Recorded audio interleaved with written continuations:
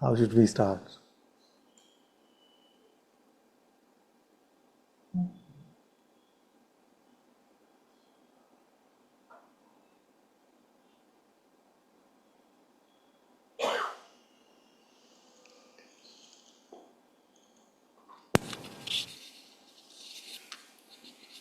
I just saw that quote on your Yes. computer.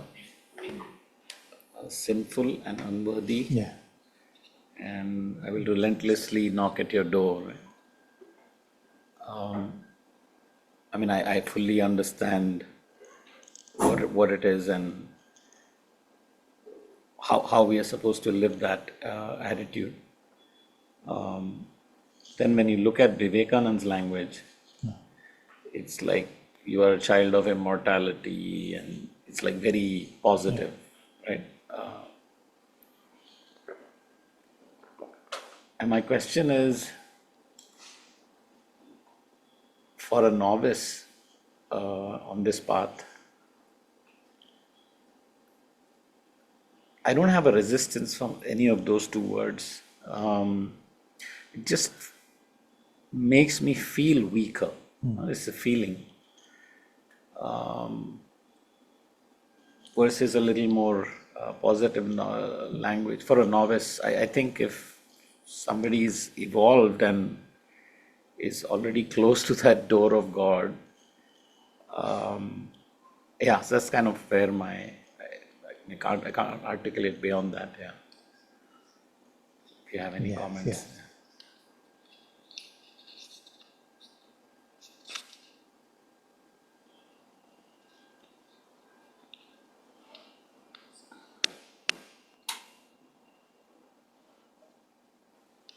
I fully appreciate the humility aspect of it. That is why you have that. Yeah.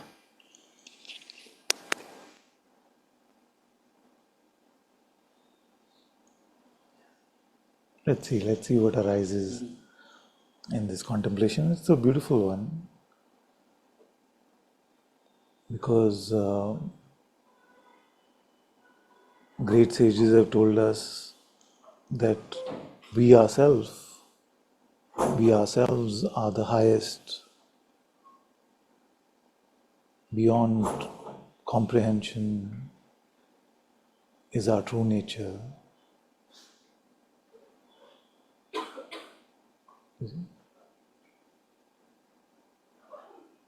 This insight is available to us only in the moment. When it is in the moment, it is true insight. As a notion, it is already contaminated. So, what am I now? I am that from which even being, even consciousness takes birth. But I also have the ability to take myself to be something. This is a bit subtle. So I have the ability to take myself to be something which is not as fresh as the looking is right now. You see? So when I look truly, I find myself to be that. But if I was to take myself to be that, you see, that ability to take ourselves to be something is what? Identification. You see? And no good can ever come out of identification with anything at all, including and maybe especially the highest. You see? But since that compartment has to be filled with something, you see, has to be filled with something in every human condition, the most dangerous thing probably to fill it with is the notion of being the highest. Whereas the insight of being the highest is the highest insight, and it is absolutely true at the moment. You see? And these are probably inadequate words and ineloquent words, because actually it is so beyond words what I'm attempting to share. But let's see where it takes us. So that ability to, or that condition, that human condition to take ourselves to be something, the safest and the truest in that identification has to be the foolish beggar servant of God.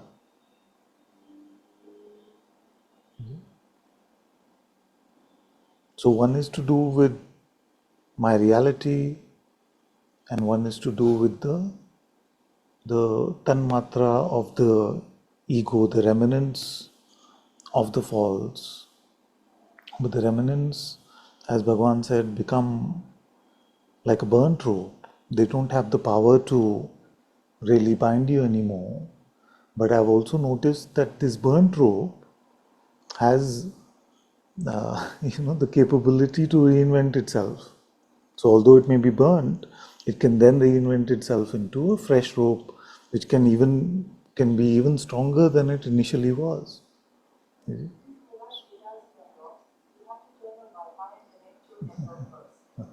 Let's do that. So, so this, yeah, initially I was also listening that way. So, what I find, what remains of me to be, is completely foolish. And I see that all that is good actually comes from His light, from His presence, because from the perspective of the me that remains, we have to look upwards towards Him. From the perspective of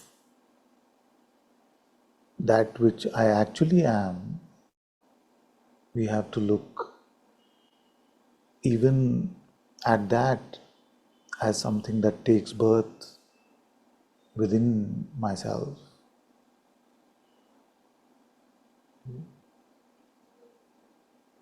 So I've neither met, I definitely not am, I have never met anyone or heard of anyone who is completely free from even this burnt rope of the remnants of the me.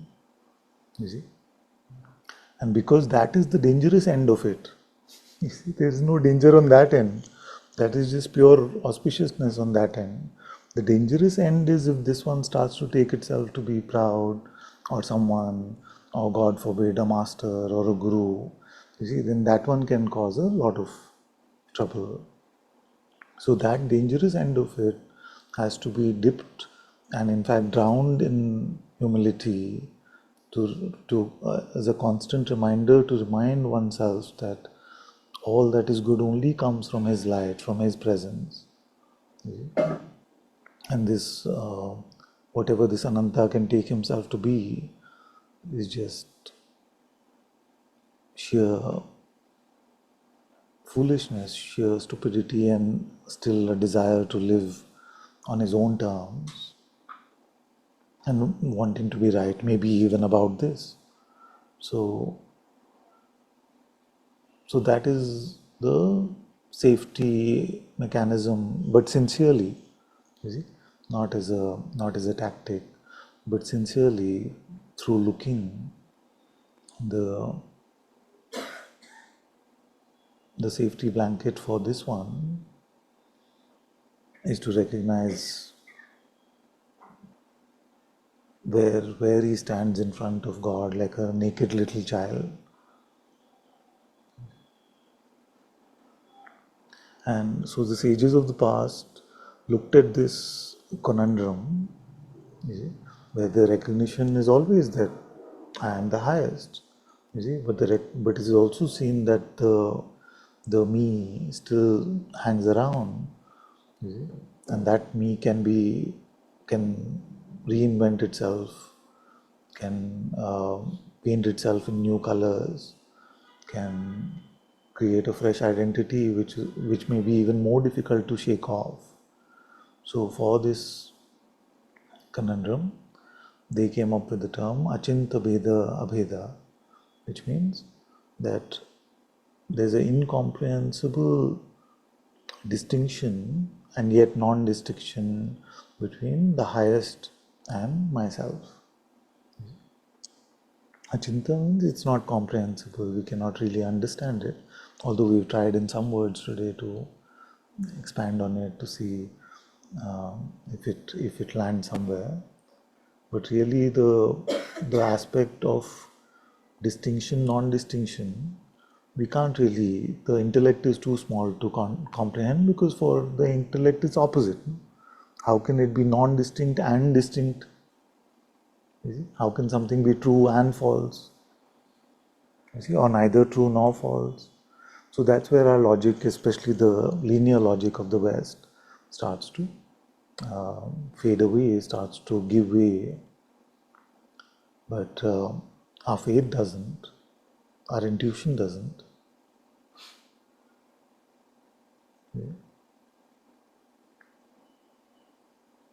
And you'll see that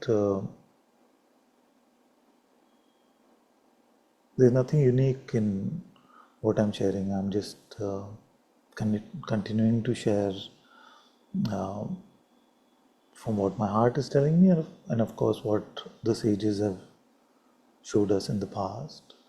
So if you look at the lives of the highest sages, they've also always been in deep humility and servitude to God. So follow what your heart is guiding you to, and you'll notice that in your heart it's all soft and light. You see, there's a ease about it, even if it seems like opposites. Opposites only hurt in the intellect. You see? In our heart is spacious enough for that. You see? So let me recap in simple terms. So whatever we can take ourselves to be, you see? So if we can be completely empty all the time of all identification, that would be best.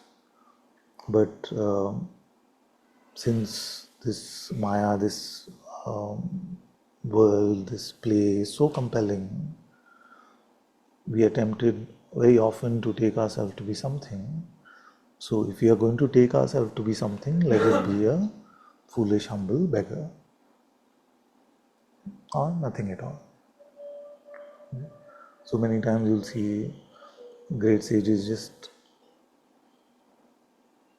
seeming to one moment say that they are the highest. You see, they are that, I am that, and the other moment say that they are nothing at all and they know nothing at all. So I'm just a little child following their footsteps, at all comparing myself to a great sage like Vivekananda.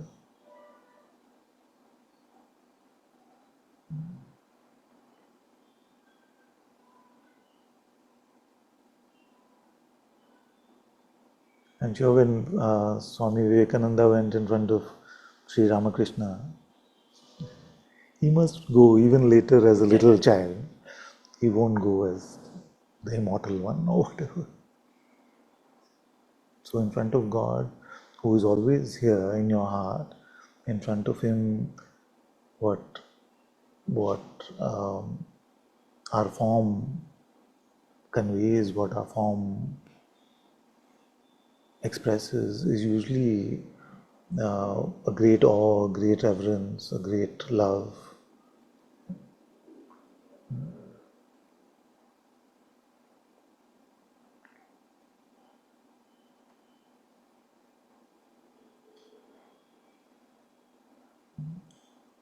It's beautiful contemplation. And we must check how it applies in our life. How does it apply in our life? Because can we notice the remnants of this me or the dominance of this me, whatever the case might be, it is safe to really ask yourself questions like, okay, what is it that I actually know? What is it that I've actually done?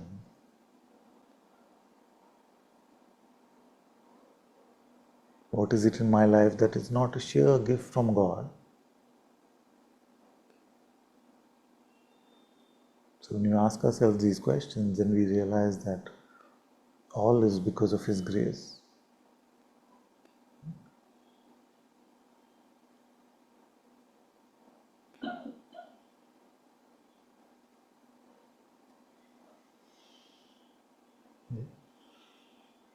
And also, sorry, but the fastest way to close yourself is to believe that you know something, that you've got somewhere. You see that you've climbed the mountain. You see, it's very popular. You see, I'm at the top of the mountain. You see, maybe I have not even scratched the surface of the mountain. I don't know where this mountain goes. Only the one who can say that they have taken the measure of God is entitled to that kind of statement. And I don't feel like there's anyone like that, or can be anyone like that.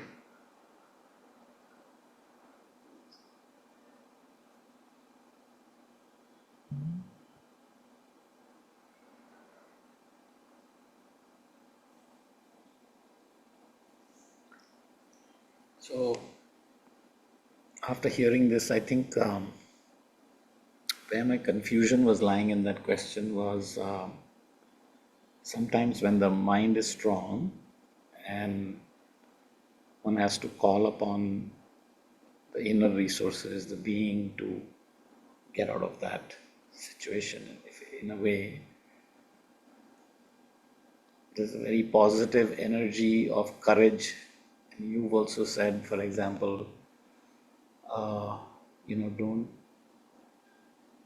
don't talk about your problems, but to tell your problems who your master is, something like that, which is a more courage-oriented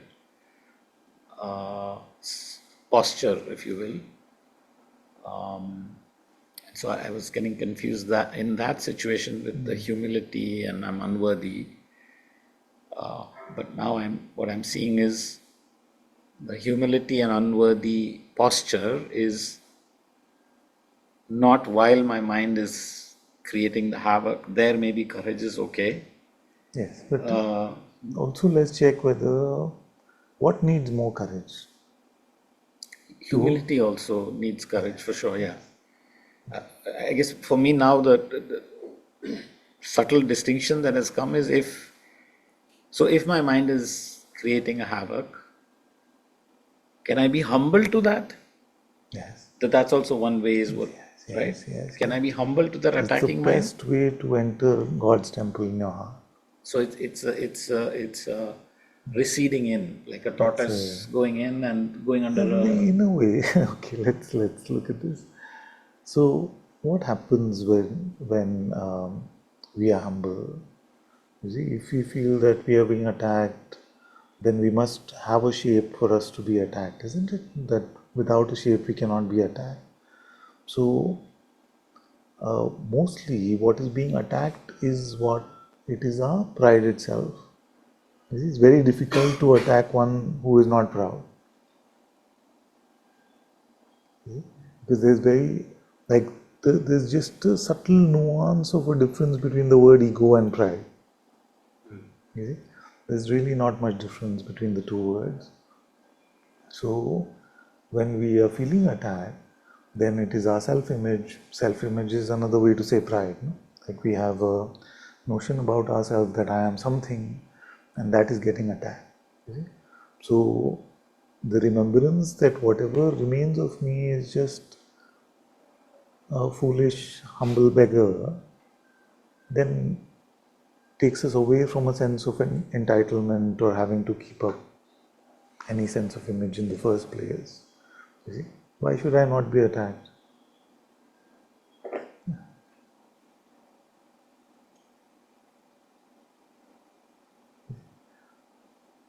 And so I just remembered that one child looked at my profile picture. At some point, I had the fool uh, as my profile picture, the tarot, the fool. So she said, but I don't feel I have the courage to use something like this as my profile photo because it's scary, maybe scary for us to allow the world to take us to be a fool.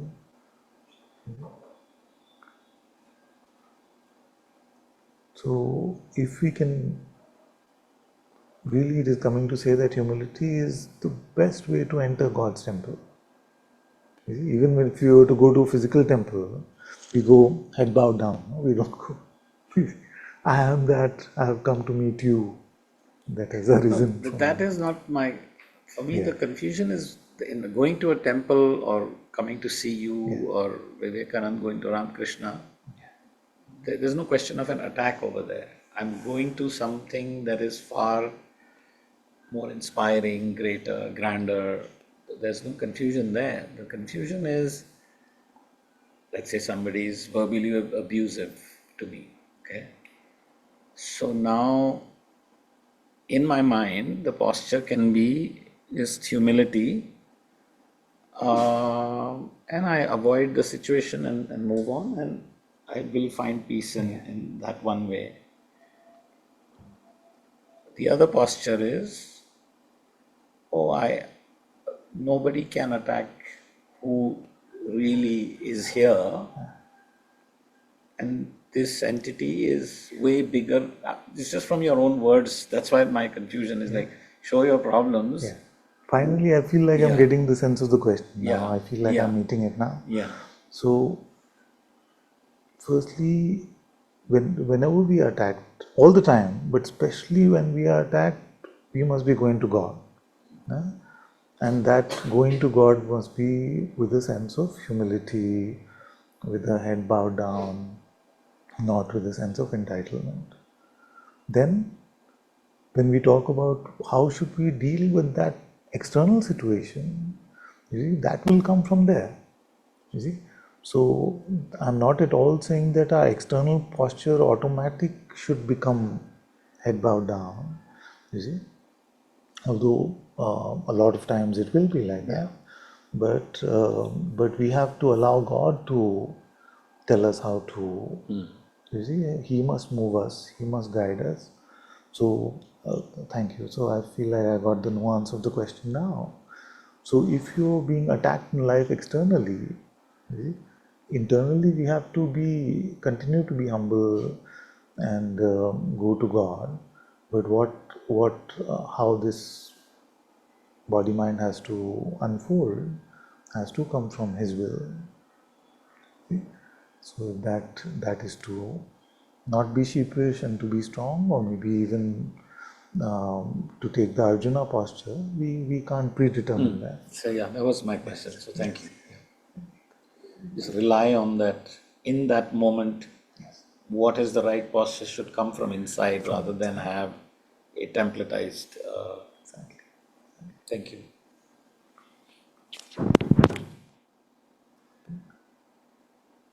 But we must always be turning to God in every situation. In fact, we must make that our house as much as we can. So we can't even say turning to God. It's just that we are living in His presence, and then from there all situations can be handled. And we must remember to let go of any idea of what that situation well handled would look like. You see, because then otherwise that becomes the benchmark, and say I stayed with God, but it did or did not turn out well. And because you stayed with God, that is what turn out well means. There is no other way to determine the wellness of it or the not wellness of it.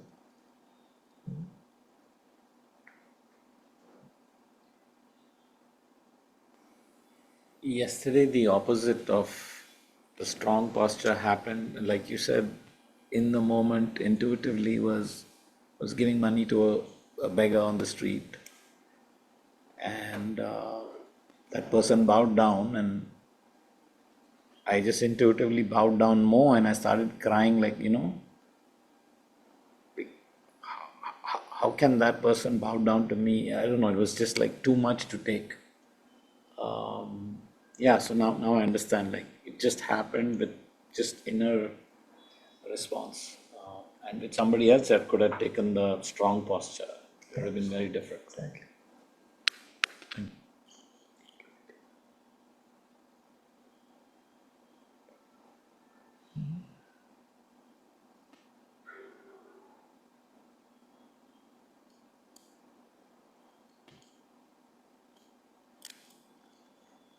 Naren can pass.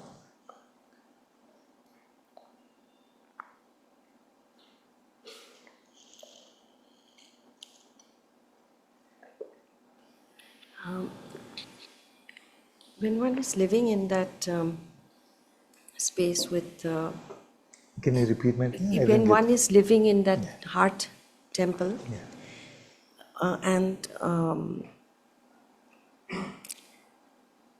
there is the more the sense of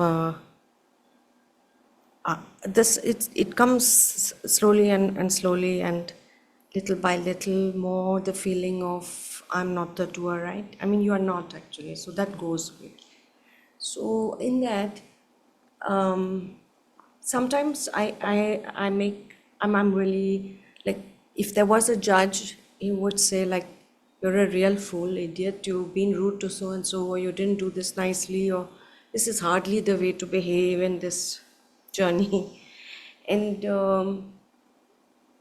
then I find that now when I don't beat myself up on that times, then I'm more able to let go also of the other side of feeling great if I, or like I'm sometimes get carried away with the feeling that I'm now, reached some, like you said, there is no mountain even, but whatever. But I think that is helping me to let go of that also, that I have done something not good. I mean, there's an awareness of it, but it's also then let go. Very good. So let's look at this question also. This is also fundamental to our spirituality. So, like we said, in the human condition, there always remains at least a remnant of this ego, of this pride. In the same way, in this human condition, they always, and both are probably the same in some sense, but just to express in a different way, there remains a remnant of doership, of agency, of volition. As much as we want to be free from that, it remains, you see? And that will always lead to some pride or some guilt. So as long as I take myself to be the doer, uh, there will be the mind will come with an offer of some pride or some guilt about that. You see? So what is the best antidote? What to do with that agency? See?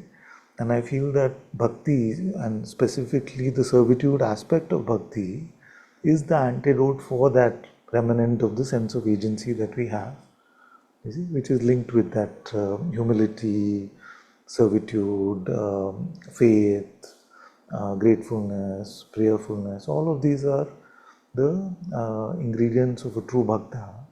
And the bhakti then itself becomes the antidote to any sort of egoic pride stepping in.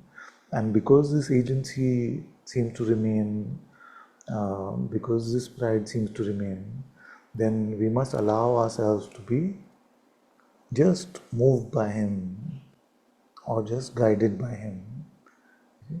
And these very simple instructions can be a lifetime of sadhana, but that lifetime will be worth it, you see, because because the original infection is, I don't want to call it sin, but the original infection is for us to go our own way with our own agency, with our own mind, with our own idea of choice.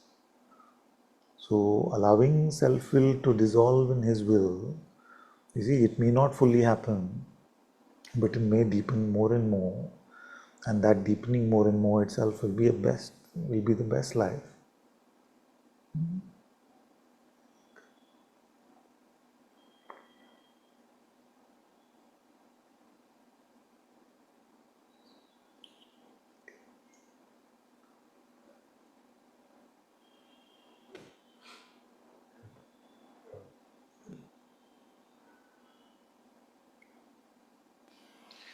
Father, just to elaborate on the humility advice, which is, as I understood it, is you go to the Lord consciousness with a sense of, you are manifesting it all, it's your will, and you just help, it's kind of surrender mode.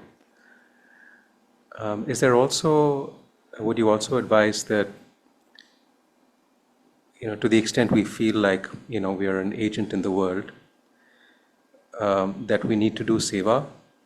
Because I meet a lot of people who deeply inspire me, who say that, this is my dharma and my karma, and they seem to have lost themselves in this sense of, service to the world, whereas our path is that it's a little bit like the world is manifest by the Creator, so we go in a head bowed down to consciousness and presence and ask for guidance.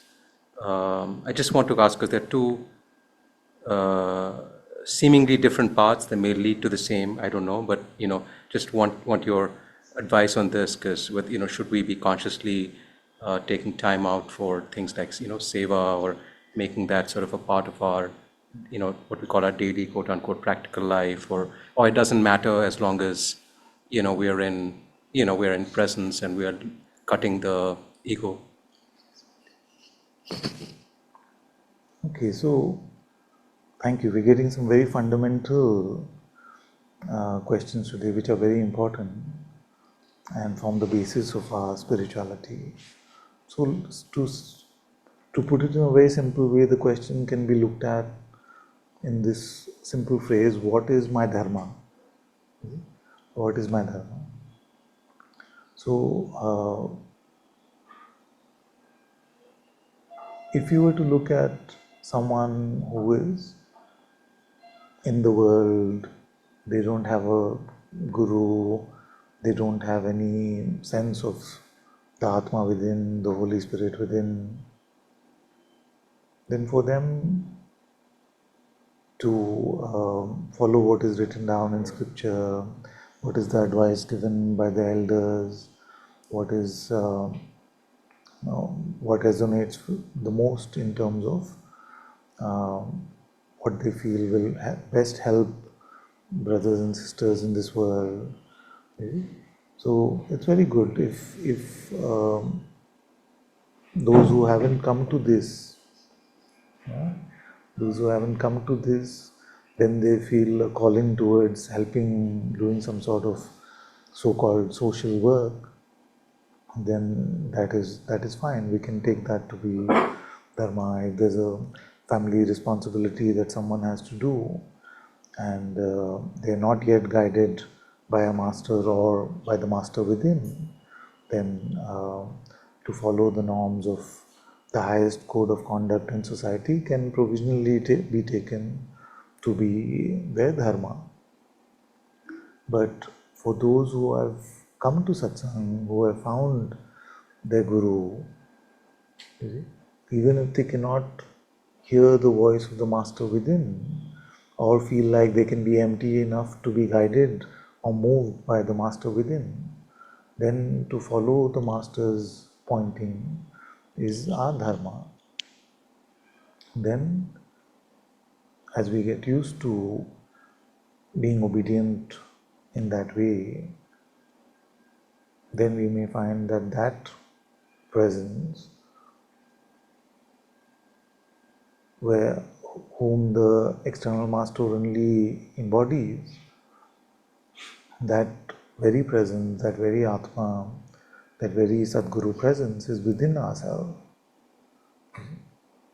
So to follow the will of that is our dharma.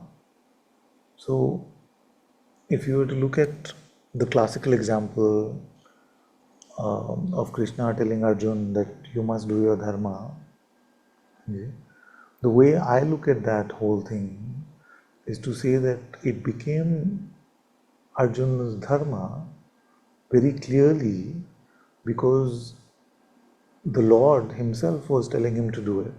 You see, more than the rules of society or the situation and the family that he was born in, it was primarily his dharma to fight in that situation because God was telling him to fight. You see, and Arjun also took Krishna to be his guru. So his friend, guru, God, in all ways that we can look at following one dharma, that one was telling him to fight. So when the Lord is telling you to fight, then you fight. And that sort of answers his earlier question as well. So, but if the Lord said, keep your bow and arrow, leave violence and become an ascetic in the forest, then that would have been his dharma. So, so for those who have come to God, who have turned to God, then to follow God's will has to be their dharma. There cannot be any other way to look at that. You see? And then when we have come to God and our deepest intention is to follow our dharma, which is to follow His will, you see, then we can forget about karma. Then we are not to worry about what is this pattern of movement that happens.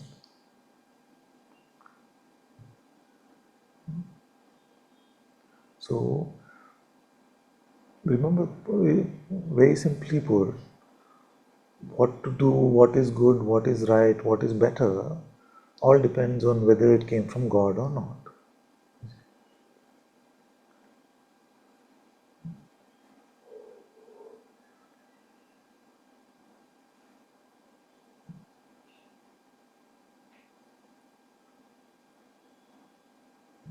So, what is your dharma as disciples? For those of you who consider this one to be the master, is to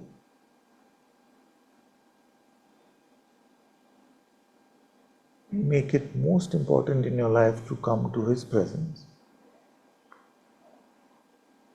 And once you are being blessed, have been blessed by this presence, take it to be the highest gift that you can receive in the human condition or in any condition, and to endeavor at all times to remain in His presence and to be guided by His light.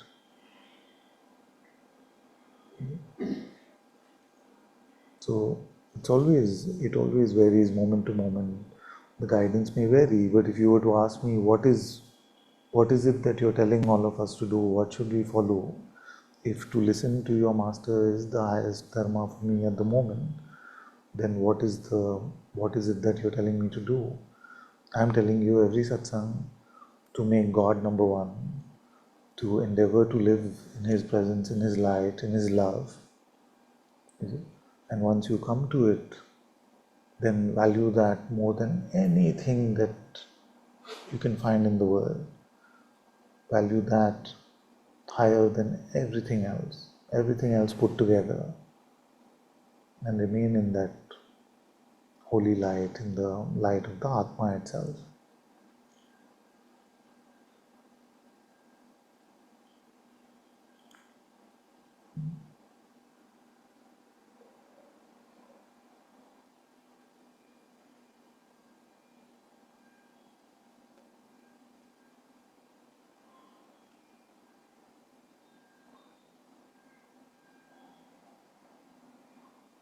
Because my job at best is provisional.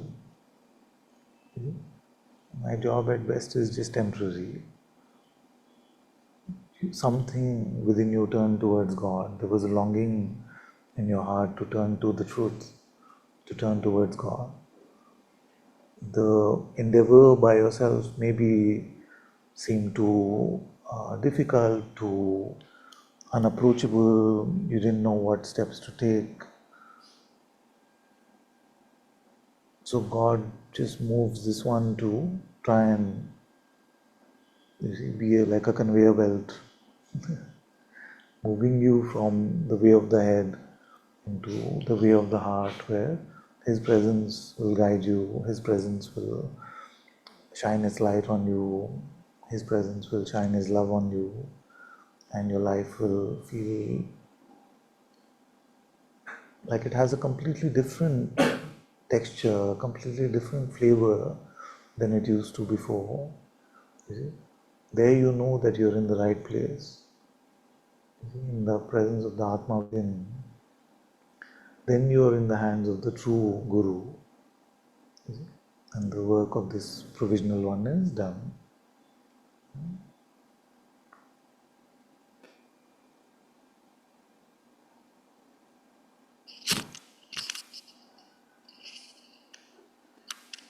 On that same thing, Father, the visual that's coming to mind is that scene in Gandhiji's life where he's in court and the judge is asking him, or he's going to give his verdict, and he says, "Is there anything you want?" Something like that. And he's very strong and seems very humble at the same time. And he says something like, "You can break my body, you can kill me, but you will not have my obedience." And it's that line that, in the movie it was shown well, but it can also appear as ego and arrogance. Is that fine line? I feel like Gandhi's life probably is a very good representation of inner humility, openness, integrity, and yet such outer courage.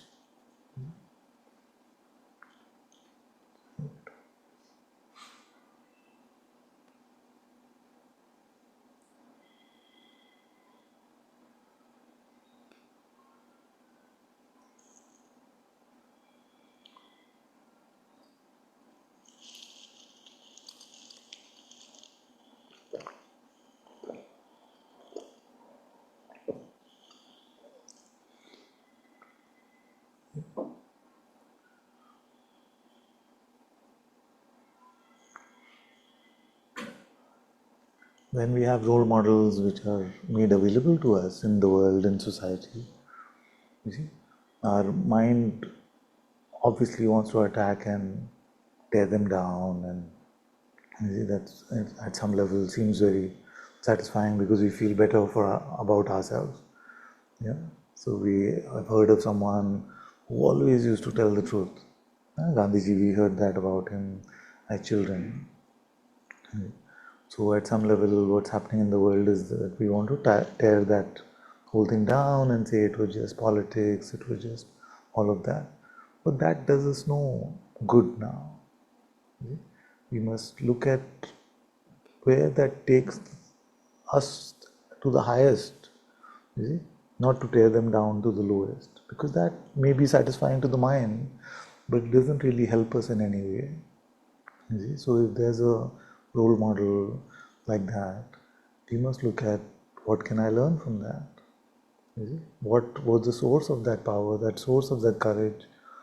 Dive into the writings of Gandhi, for example, and you see that the source of the courage was spiritual fortitude. Spiritual grounding was so deep, and the Ram mantra was used so effectively in his case that it gave him so much courage. And of course, do I really know this? Maybe just a politician, maybe just he was fooling us, maybe it was all marketing. You see, but how does that help us? You see, I would rather uh, go to the highest and say, yes, this spiritual fortitude, this strength I've seen in my own life when the outer situations are shaky, to chant the name of Ram has provided so much fortitude here, strength here. So I would rather go with that, you see, understanding, because that body is long gone. It makes no difference to him what we think of him, you see. So I would rather take the positives and what I can learn rather than to tear down every icon that we have.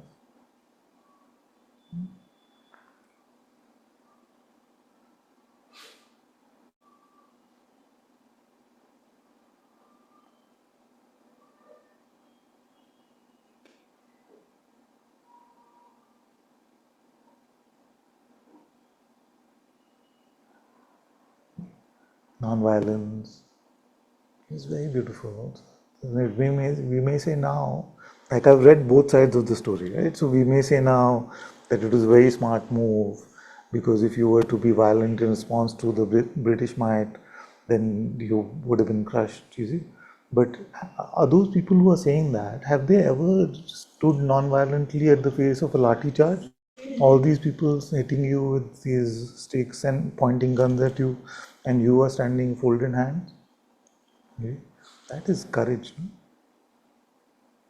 So it's very easy to make like intellectual determinations later, but to live in a non-violent way is something that I'm still learning. You see, I'm still a beginner. How to not give in to the temptation of anger, how to not give in to the temptation of losing your cool, and in front of the strongest assault, you see, look at Jesus' life. But even if you say, okay, Jesus was God, there is Gandhi. No?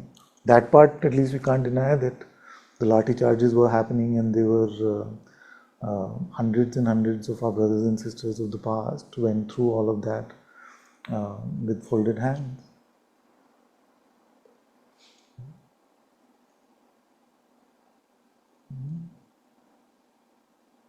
So where does that courage come from? Where does the strength come from?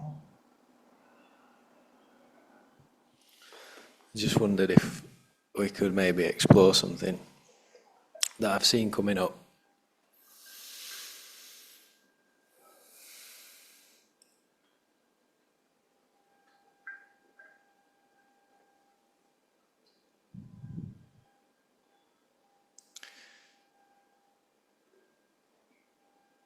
So what does feel clear is that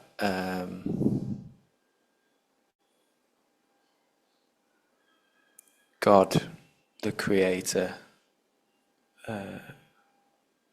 knows me on every level, every cell, every thought, every event, and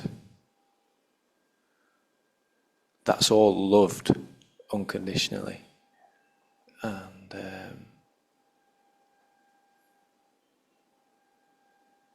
and that love and awareness is the same, they're one.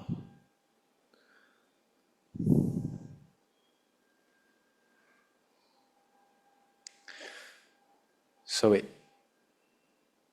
it's clear, even logically, that that's the place of solace.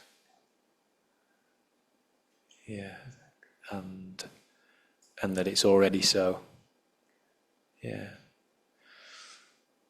And at the same time,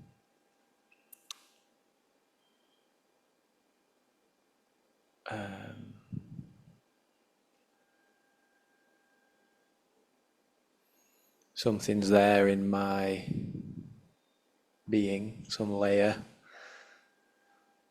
that's craving love and safety and appreciation, and like also doesn't know how to receive it, but I don't feel like that's seen clearly, so it doesn't feel so important to go into that. But what I have noticed is this like an extreme sensitivity to when that love, or so it's like that part of me can't receive it, but the moment that it's taken away, it's like fear, anger, you know.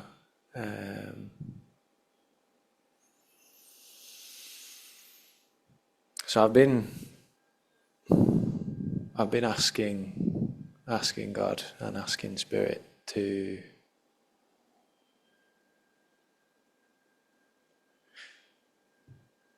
well, here's the thing, like the last time it came up and the last time I prayed, I went to ask and the kind of thoughts came up like ask for it to be healed, ask for the strength to let it go, ask for this, and I realized like I don't know what to do with it. I've not got a clue. And it's not even for me to say that it's an issue, other than like there's an impulse to go beyond that somehow, like that kind of knowing of God's love. There's an impulse for that to be felt as my reality. So I just wondered if we could maybe have a look at that.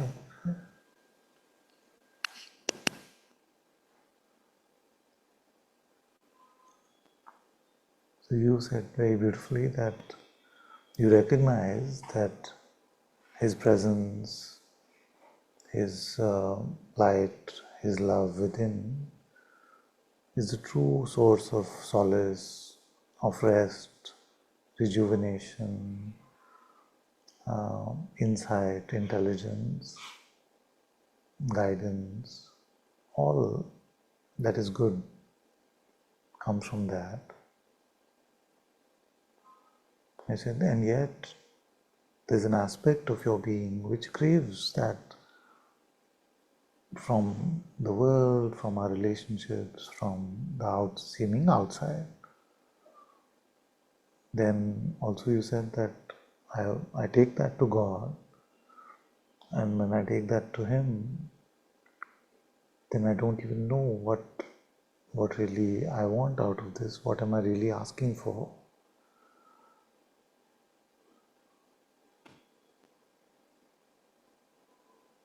And with God's presence, with the Atma within, we don't have to really even worry about whether we are asking for the right thing or we are asking in the right way. You see, we can just. So the kind of rule that I've been telling everyone is that if you're going to think about it, if you're going to worry about it, it's better that you pray about it. So if it is something that worries you, if it is something that you are clamoring for, that I want this one to love me, or I want my friends to love me, the world to love me, and to see me for what I am, whatever the thought may be, even though it's a thought, even though it is the mind, if it takes up some belief, if it takes up some of your time, then we can safely bring it to God. We don't have to mind our words with God. We can be fully open and say that we can also honestly say that I don't even know if this is what is bothering me, but this is what my mind tempts me to believe. So I'm bringing it to you because I don't know, and only in your light can I even see what is clear, you see, what is true. So, and this is very important, that we must not shy away from even this confusion. We must bring it to His light, because it is only in the light of the Atma within do we even see the nature of what is unfolding in the world. Yeah? So,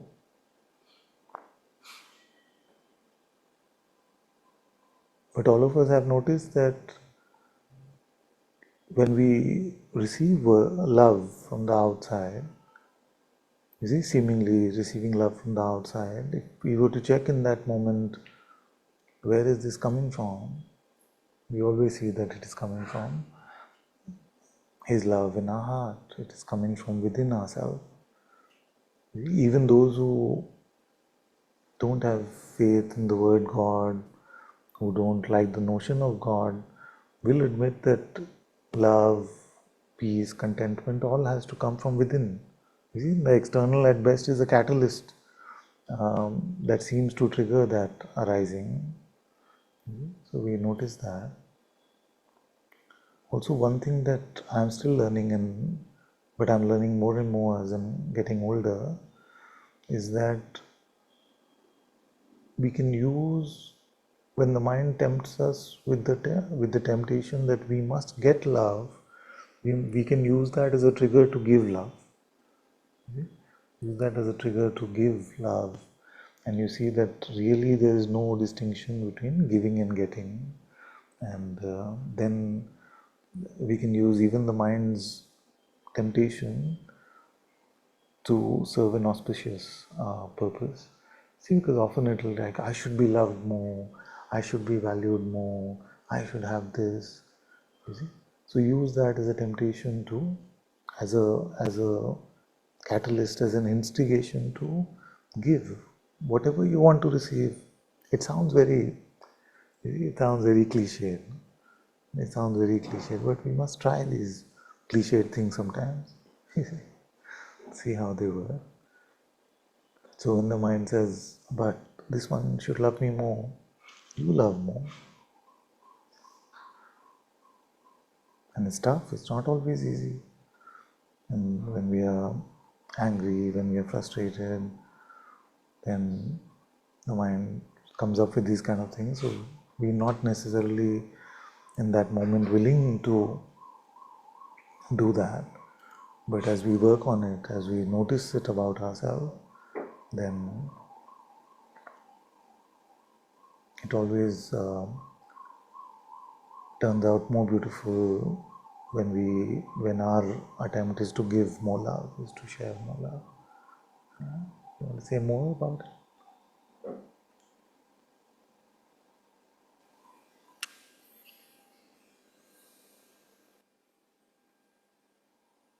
Yeah, that feels true. That we can recognize in our relationships, friendships, family, everything, that the love that we feel for each other is a reflection of, like, love with a capital L kind of thing, the infinite. I don't feel bogged down by finding the right words. Yeah. That's not what I meant. It's more like, if everything about me is already loved, that includes the fears, the anxieties, the anger, the manipulation, like all the things that I would seek to change about myself to try and invoke worthiness for God's love. I feel like it could only be true that He's put them there, basically. So it's more like recognizing that I don't know what needs to be done. I don't know what needs to be experienced, like that. But then when something in my experience isn't resonant with what I feel to be the highest, there's a kind of impulse to want to change that. Like if I feel like my life is blessed and filled with grace, and to be kind of sometimes struggling with these, with such smallness.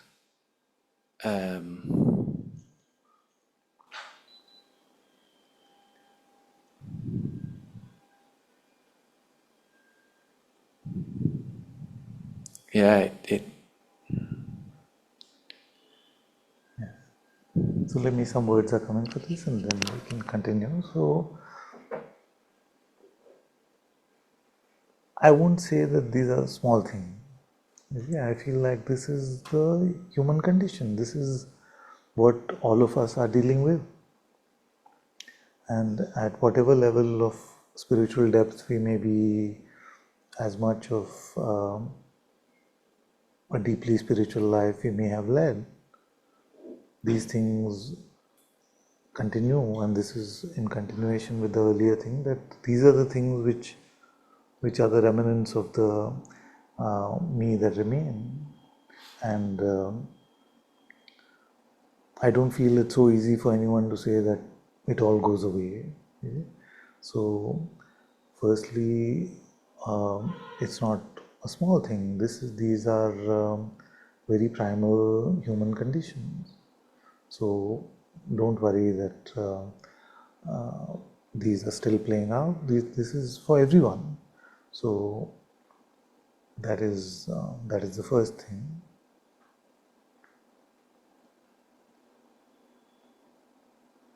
One example is coming. So, if I had a mother, or all of us had a mother who was the most loving, the most intelligent, the highest one. You see?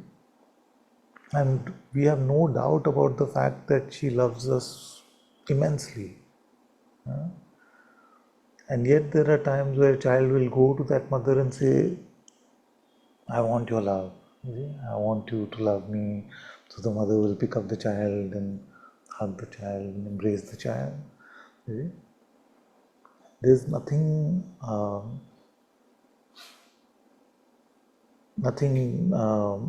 with that request. There's nothing that we must know better in that request. And maybe it's not even what you were saying, but these words are coming from here to share that to love God with all our heart is also our experiencing of His love for us. So just just feel free to ask for this Holy One's love.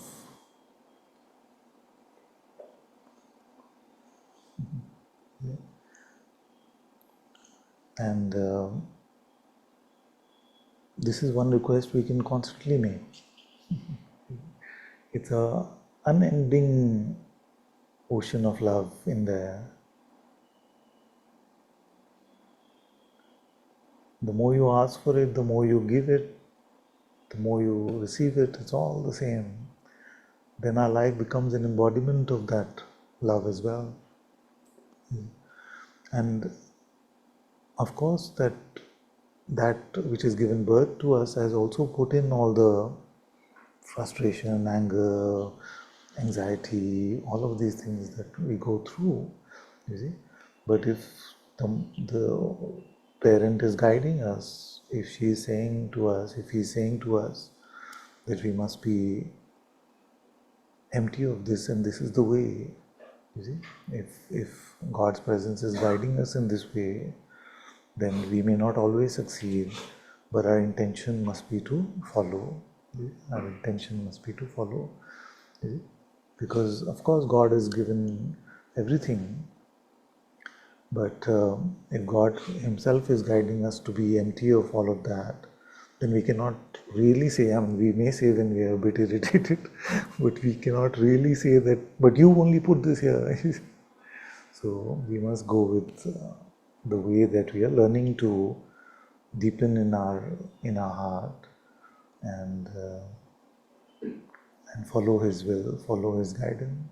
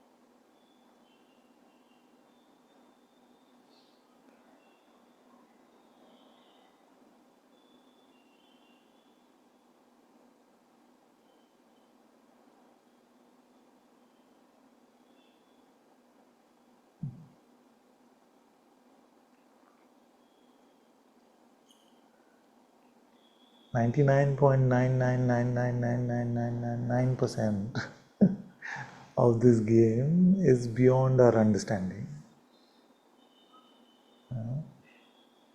Why has He made us this way? All of us seem to carry such a beautiful temple of God within ourselves, you see? And yet most of us seem to forget about that, give more importance to the visible. Who has made all this Leela? He only has done it. You see? But why has He done it? We don't know. And we cannot really know with our intellect. You see? So, but is there a way to live in which we can remain in that heart temple, in His love, in His light? Yes, there is.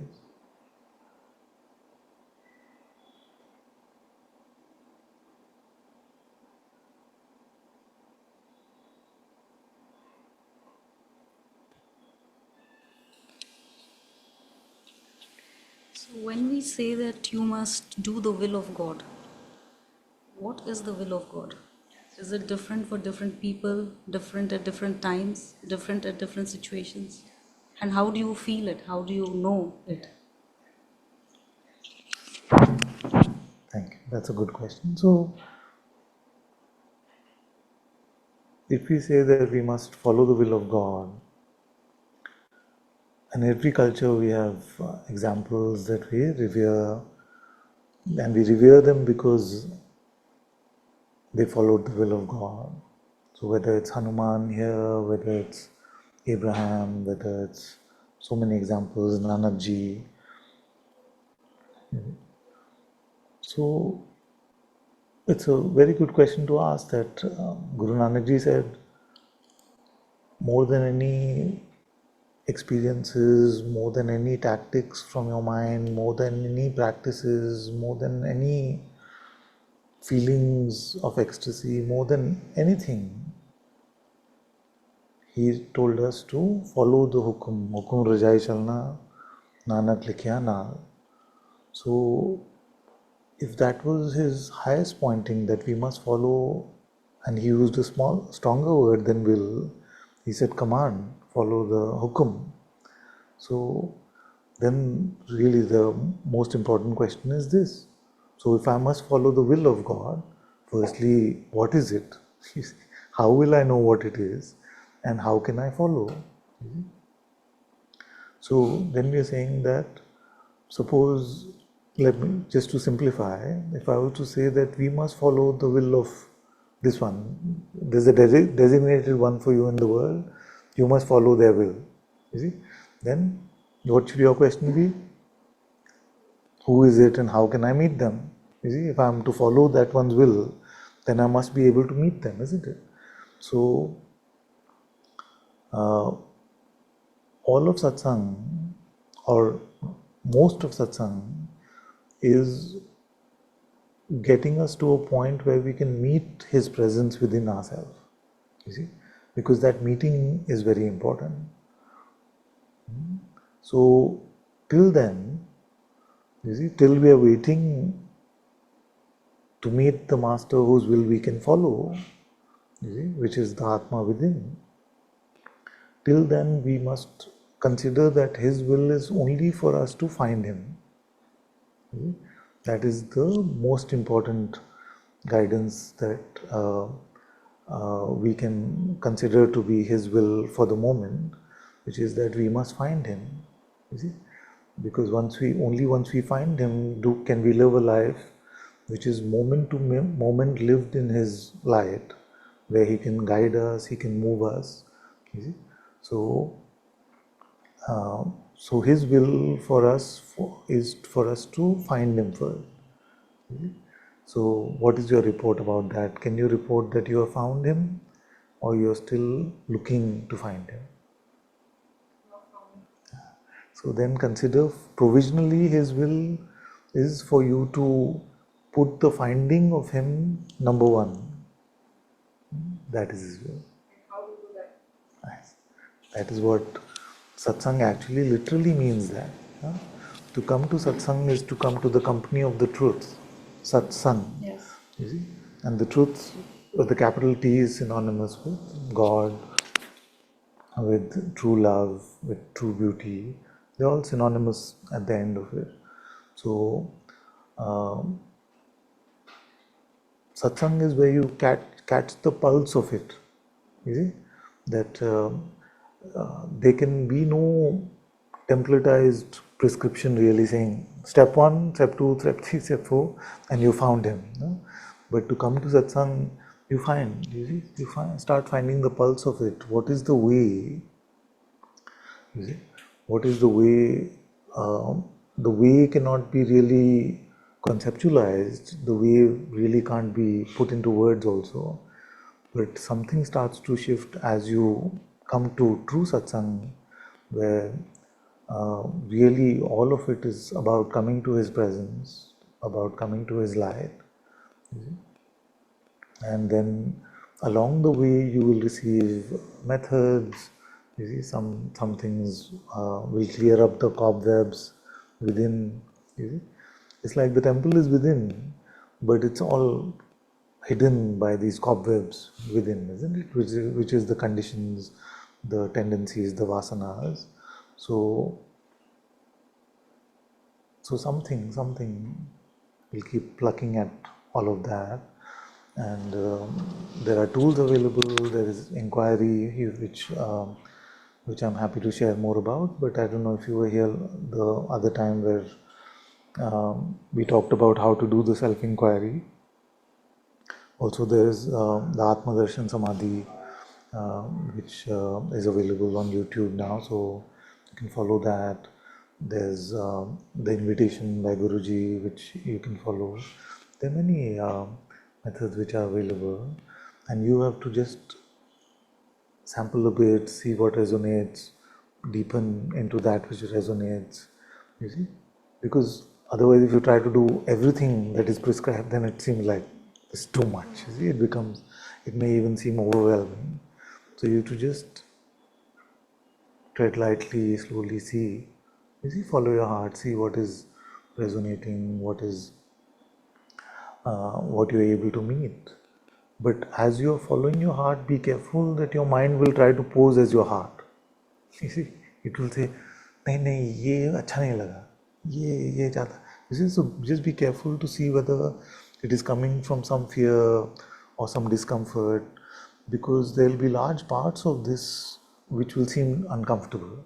You see, so you have to, like when sometimes you take some medicine, it's bitter, but you know it is doing you some good. You see, so that is the sense you have to follow a lot of times, that you may not enjoy it at first, but somewhere you have a sense it is doing you some good. No? So that, keep following on that in that way, and it will get more and more clear as to how to come to this meeting with God. But I am here to tell you that it is not as rare as people make it out to be, and it is not as unachievable as people make it out to be, and it's the most natural way to live is to live in His light, to live in His presence. So if you have that faith, then as more and more you are in satsang, and I'm not at all saying you have to be only in satsang with this one. Maybe this is, I don't know maybe if there was a ranking, this may be the worst satsang you can come to, but find yourself in a place where you feel at home, where you feel like you're with someone who's guiding you, who is truly speaking from a place of meeting God's presence, and not just some speculation or just some discourse type thing happening. Then to be in the company of such a one then also pulls us in the same way. Experiential thing. Yes, and it's a strange experience because largely it is even beyond perception. You see, so many of them report that I was completely resisting you today, Father. I didn't want to come. You see, I was getting angry at you. Something you told me last time I didn't like, and still my bike drove me here. You see, something which is what we are really saying is that some unexplained intuition, starts to work, you see. So it's experiential, but it's not the self-help kind of how they say experiential, that go with your feeling and go with your, that's not what I'm saying. There's a deeper layer of intuitive understanding, you see, which we must follow, because feelings can make us very topsy-turvy. One day like that, one day like this. So it is an experience, but it is an experience beyond phenomena. And these words may not even make sense at this point, but at least they get seeded somewhere and it opens up something within us.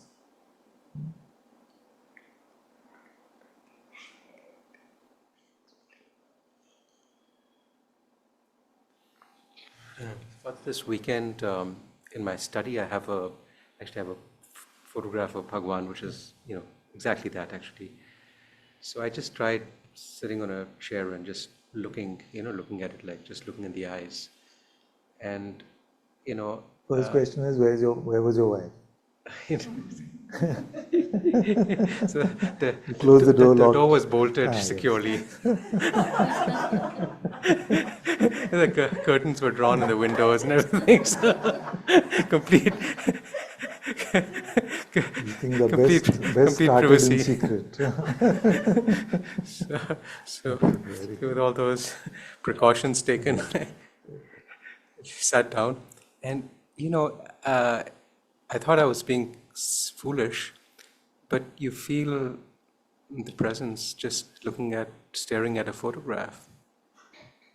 And then I thought I was just deluding myself, so I tried it half a dozen times. Yes. And I can confirm that it works. I mean, I'm just reporting it because it felt so bizarre to the mind, but I just wanted to share because it seems like also an easy way. If you just have a photograph and you just look at it with devotion, it seems to work, Father. It's very beautiful. Very beautiful. Mind will say, what is happening to you? You see, don't worry about any of that. Follow your heart. Whatever brings you to His presence. It's very good.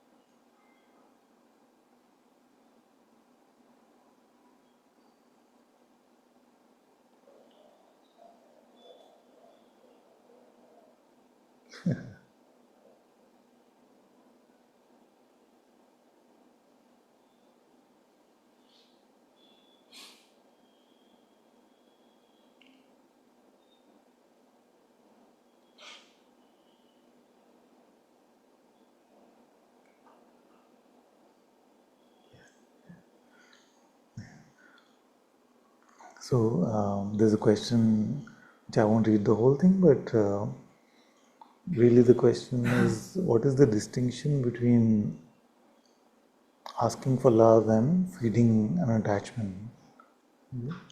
So that's a very beautiful contemplation to make.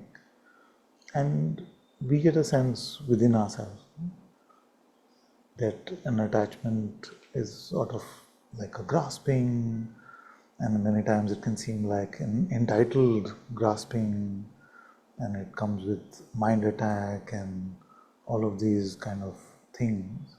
So a tantrum is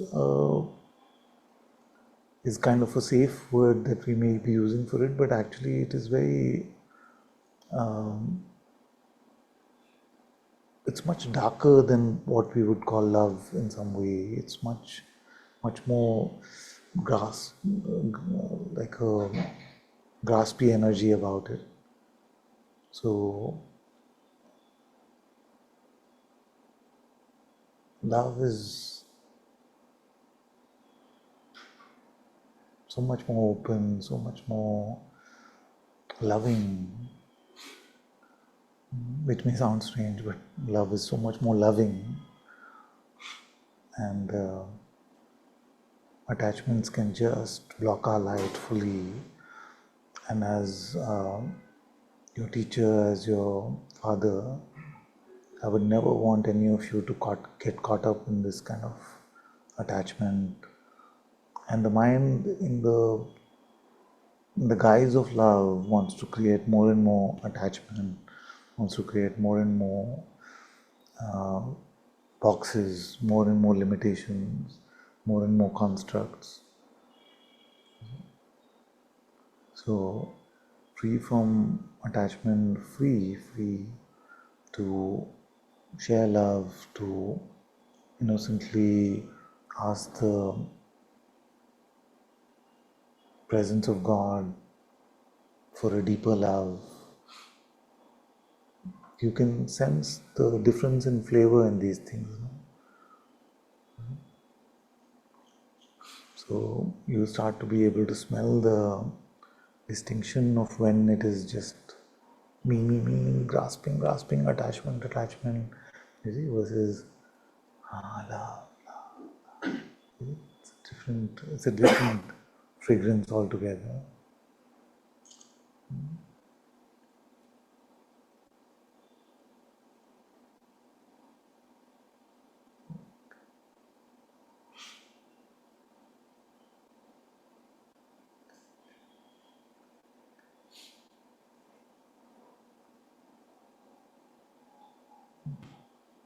But that's what satsang really is. Someone is to ask, what do you feel when you come to satsang? And that, you really recognize that non-grasping. You really recognize that something in your heart knows it. It's completely expansive and has no negativity. It's literally the difference between heaven and hell. Yeah.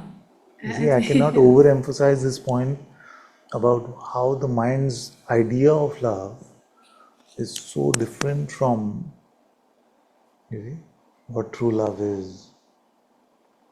And most of us, of course, have tasted both. But when in those critical moments when the mind is attacking, we lose that distinction. You see, we lose that discernment of, is this true love?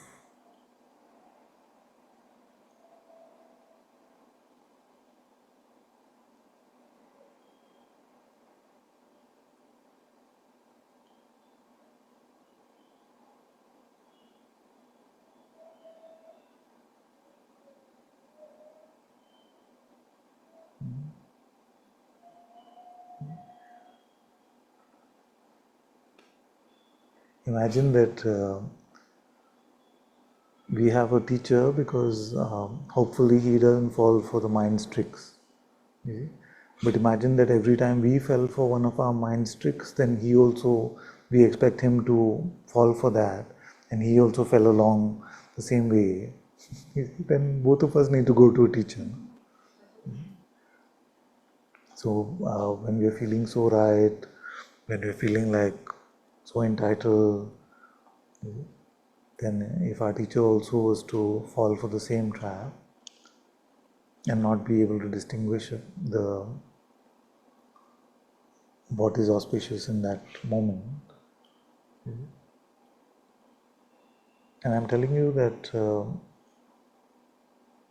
if you stay with this, there will be a time soon where you will say, I'm so grateful that you did not cater to my idea of what I wanted. And that day is not far.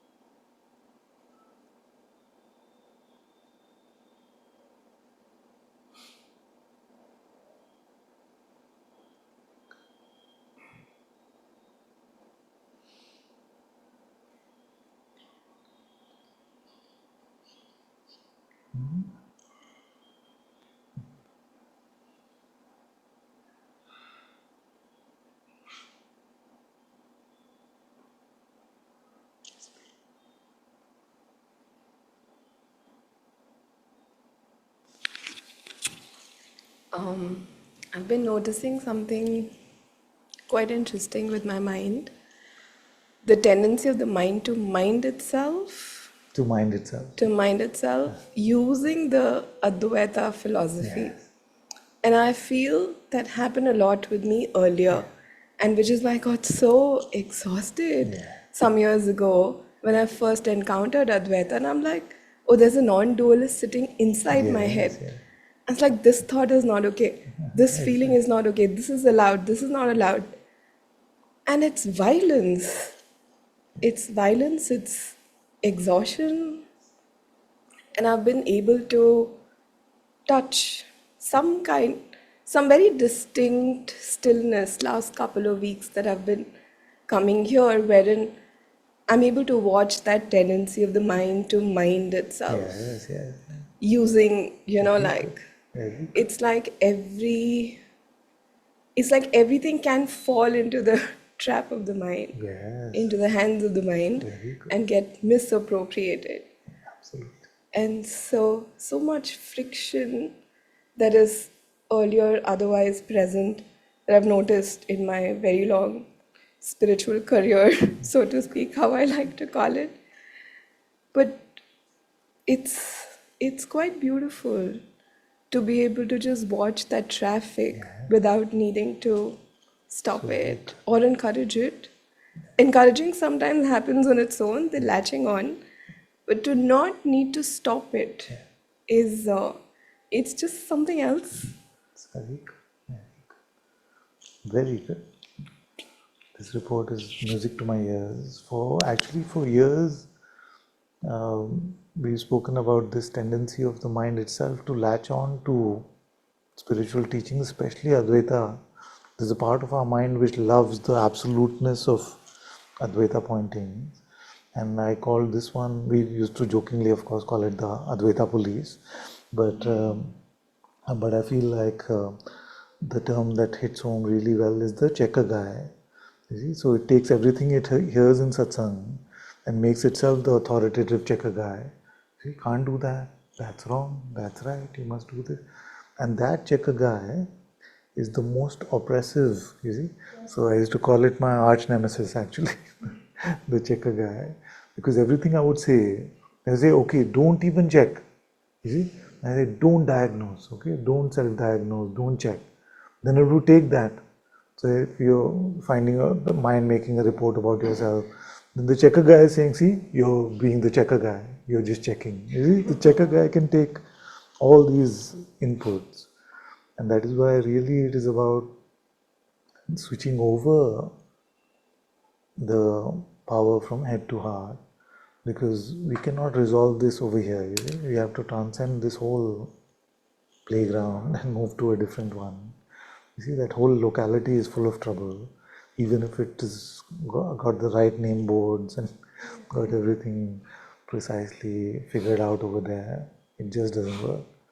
So the very pointings which are meant to make us empty there and bring us to our heart, those very pointings can be used to make us more full, more mental, more proud also actually.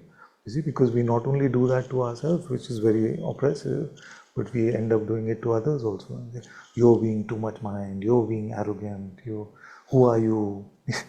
Somebody who's not been to satsang and they don't have any interest in spirituality, we may attack them with inquiry like, who are you? You see, like this kind of thing. And I'm saying all this because all this I've done. Now all this I've done to my unfortunate friends and family. So then as you deepen, you notice the errors of your ways, you see. So very well spotted, and it's true. It's the mind, like you said, minding the mind, the meta mind, no? Making conclusions, mental conclusions about the mind itself. You see, it's very, very tricky, this one. So I'm very happy to hear that you spotted this, and the noticing of it is basically the extent of what we can do with it. So it's very good that you notice.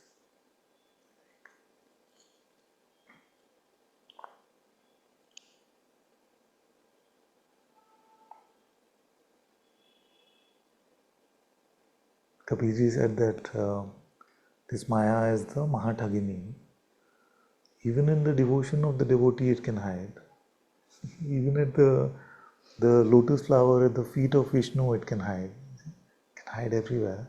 And this is the way it hides. Even in a spiritual being right, or spiritual understanding as we may refer to it, but actually if it is conceptual, it is not spiritual.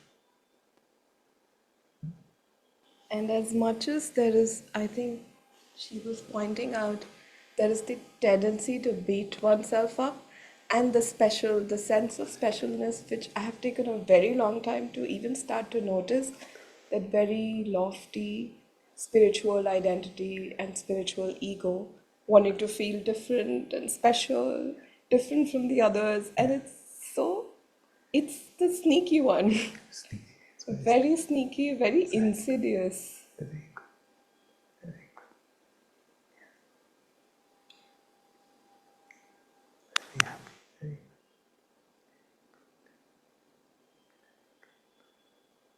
Sometimes we get this sort of,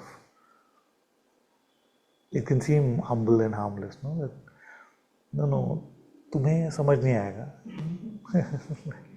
It can play in that way. So we have to be very careful of this kind of thing.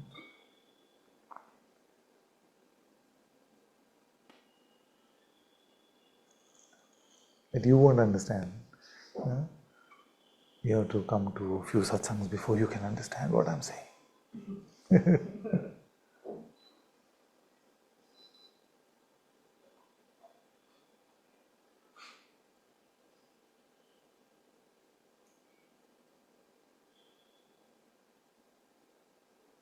Pride is so tempting. And the thing is that it's a blind spot for most of us.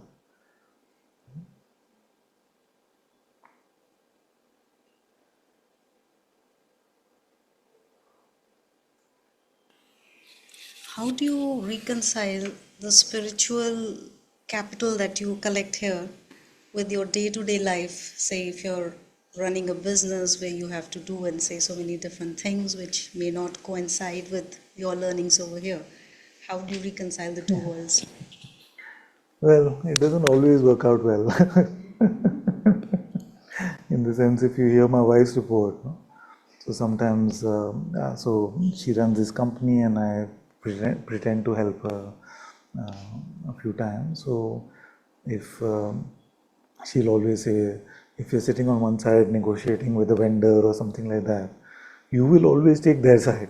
You will say, no, let's close it at this, it's fair.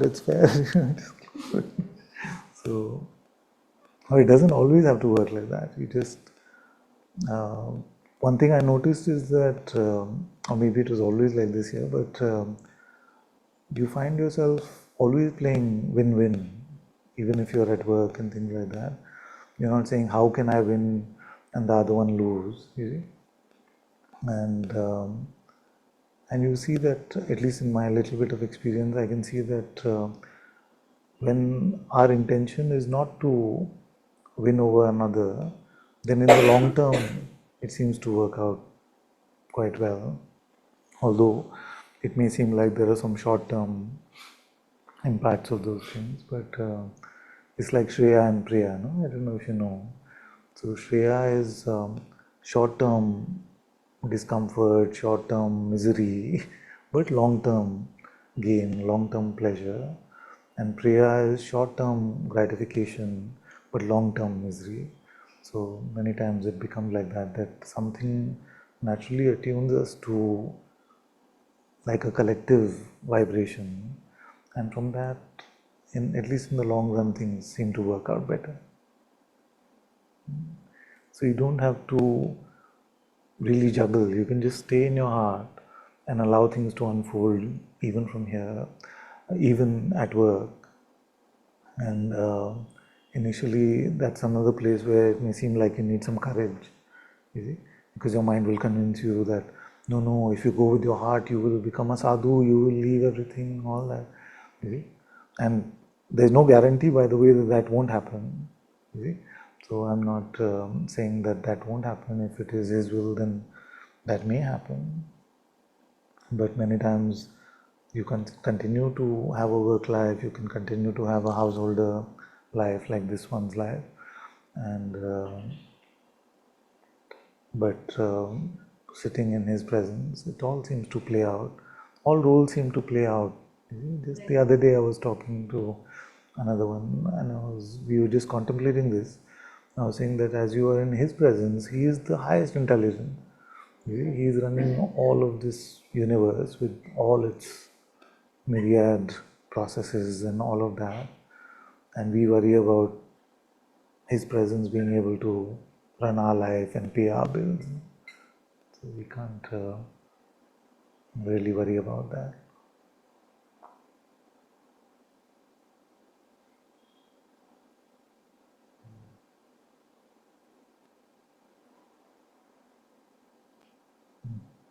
Actually, Jesus and Nanakji said the same thing about this also.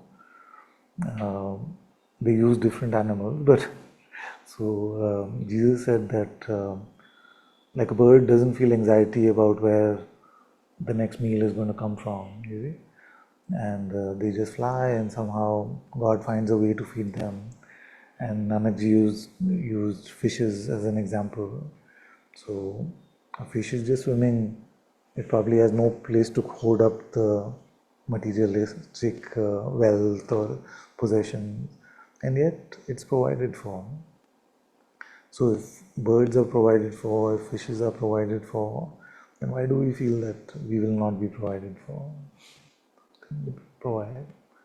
Because mostly when it comes to work, the question is just to counter the mind's fear of like being irresponsible, and then the fear of not having enough to lead a comfortable life or something like that.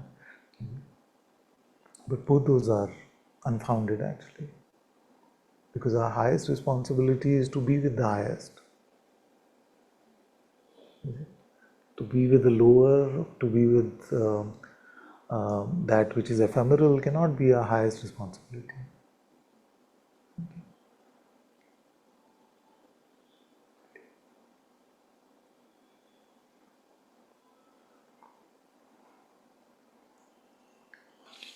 Just on that last point you said, which is the mental, the framework where on work, there's sort of mind troubles you with you being irresponsible, especially with your time, and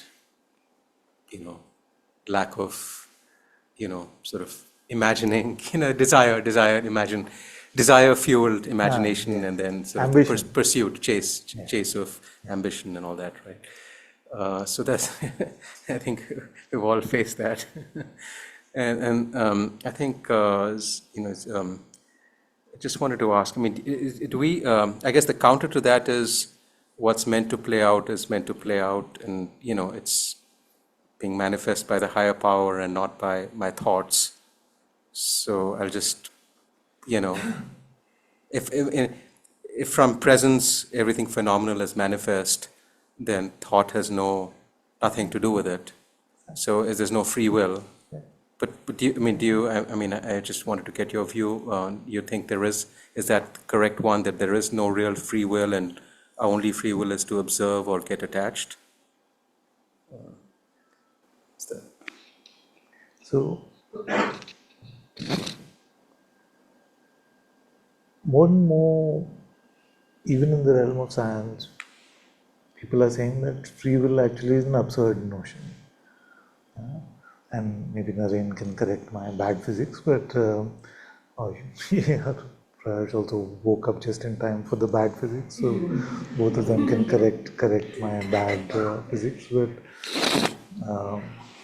I heard that every one of these particles, subatomic particles, which all of this supposedly is made up of, is following some mathematical principles and is following some rules. So you can pretty much plot the trajectory of each of these glucons or whatever they call and other things.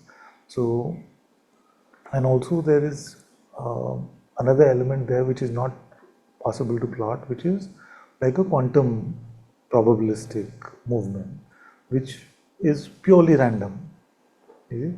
So it's moving according to that mathematical principle with an insertion of randomness. You see? So nowhere in their scientific discoveries have they found an agent which is moving all these subatomic particles. You see?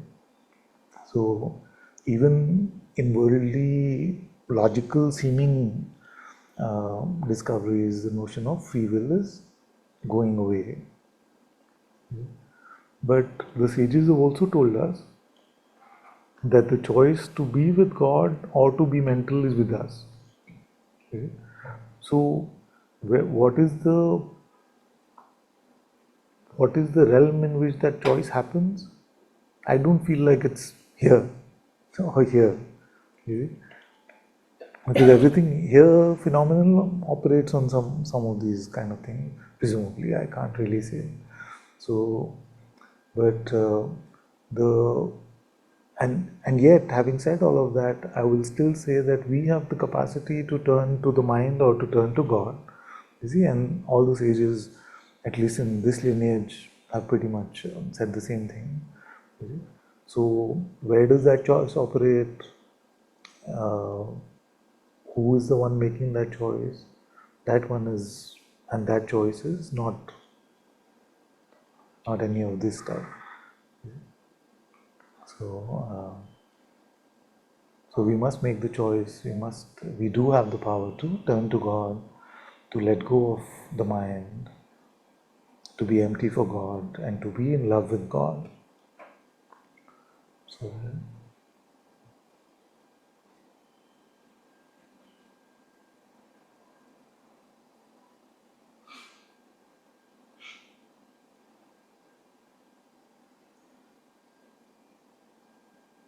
in fact, the feeling is coming to say that only a tiny bit of us is in this world. In fact, this world is a tiny bit of us. So, the larger part of us is beneath the surface of these waves.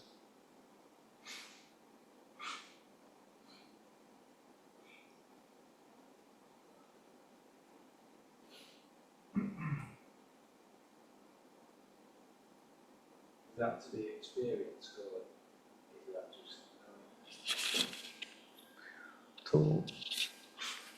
So that's the strange thing about this intuitive insight, because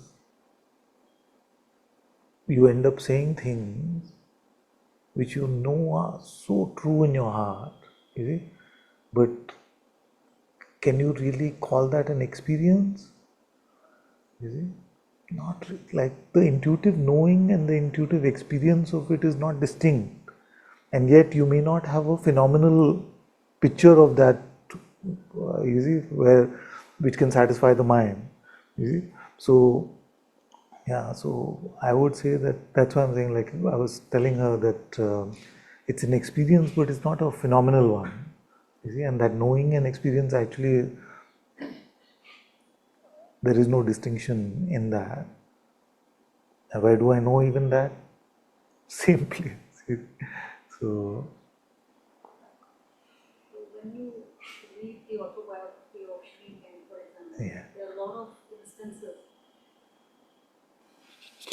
of instances he narrates where he has a very, very vivid experience of the presence of God. And so also if you read Vivekanand, when he met Ramakrishna Paramahans for the first time, he asked him, there is no God, but I don't see any God. Unless I see God, how do I know that he exists? And then he touches him or hits him or whatever, and then suddenly he sees everything. He got Yes. tap on the head. Yeah. Yes. So I tried that once with these kids, nothing happened. so it's not that easy. Okay. Right.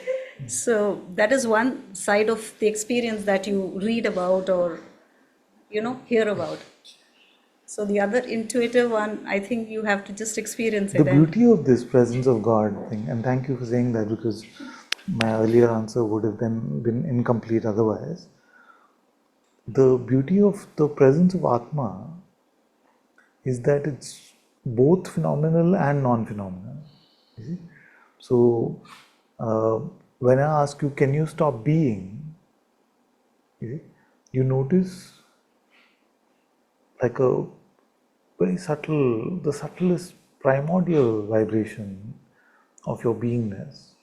You see? But when I ask you what is the boundary of that being, you are able to say that it is boundless. But you're not perceiving that boundlessness. You see? You're not perceiving that boundlessness, and yet you are able to say it is boundless. You see? And when you check on the being, you find both this phenomenal and the non-phenomenal. So it's almost like the representation of Ardhanareshwar. You see, half Shiva, half Shakti.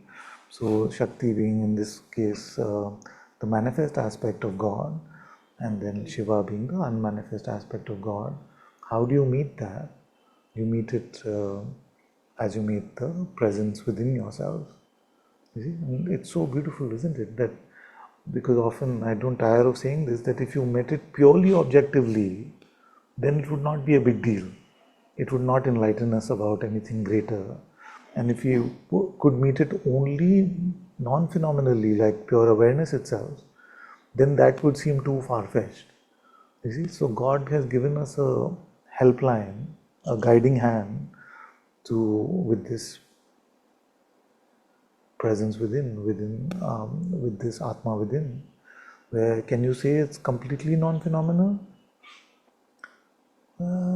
I can't picture it. I can't tell you its color, shape, size. So I may say it's non-phenomenal, but I sense it. I feel it. You see, yeah, you sense it, isn't it? But you can't say that about awareness. You see, you can't say I sense awareness. You see, unless you're using awareness differently than I am using. But that's purely non-phenomenal. But this presence of being you can sense, and you can follow the scent of that sense back to the sheer nirguna reality. You see, so that becomes a portal for us to doggedly pursue till we come to the absolute truth. So in that way, it's so beautiful.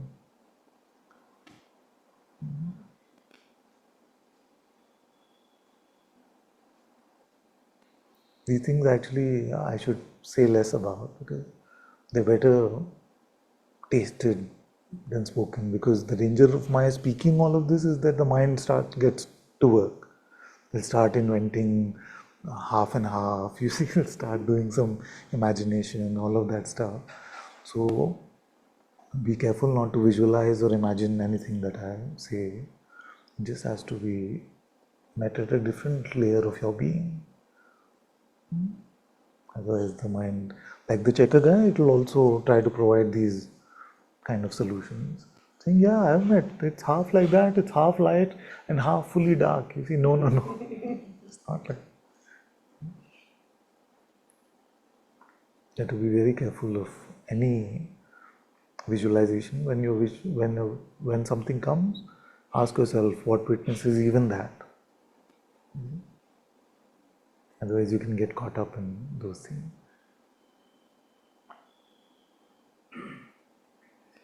Yes.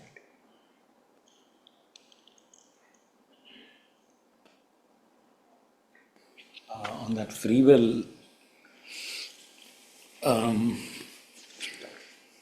so everything you said is what scientists say, probabilistic or causal. But the latest view is that any matter, even if I'm calling it matter, it's only appearing in consciousness. So nobody has seen matter outside of consciousness. That's one. So it's kind of a recursive loop and you can't get out of that. So I don't think you can make any commentary on is there free will based on physics anymore. The second thing is just empirically, I don't know, you might have seen that picture of the burning Buddhist monk in Vietnam in the 60s when he was protesting against the American invasion, and he sat and poured gasoline on himself, and he burned for a while and didn't move. So if you go by physics and mechanics and programming of all species, we all run fear and flight. The other one is my father is an anesthetist and a doctor. He operated on a monk in Advaita ashram in Mayavati, and they didn't have the anesthetic that day.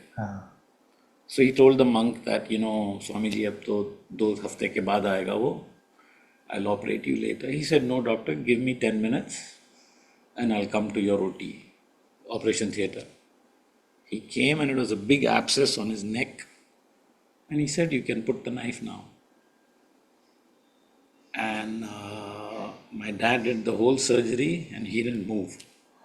So I don't think anybody knows what's going on. I for sure don't know what's going on. So please, if you're operating on me, have the anesthesia ready. I just gave up that day. I was like, you know what? I don't know what's going on. No such siddhis are made available to this one. Yeah, beautiful stories of how God's grace blesses these beautiful ones. Like,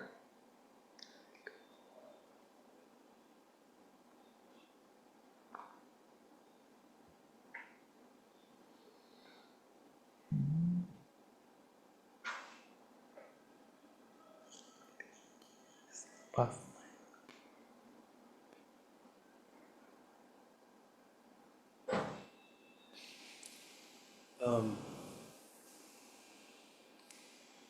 I've been contemplating this question for the past few days,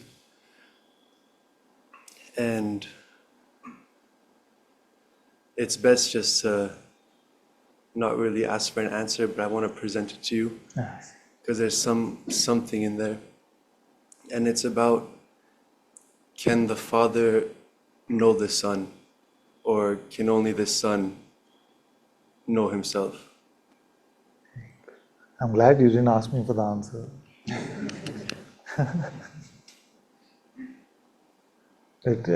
So then your question was whether it's a good question to ask. Is it a good question to contemplate? Is that what you are saying? Yeah, maybe. Is it even worth, or just stay as presence and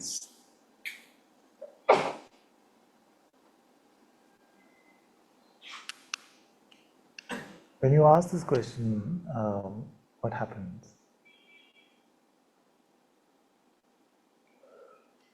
I want to hit my head against the wall. Okay, then you can stop.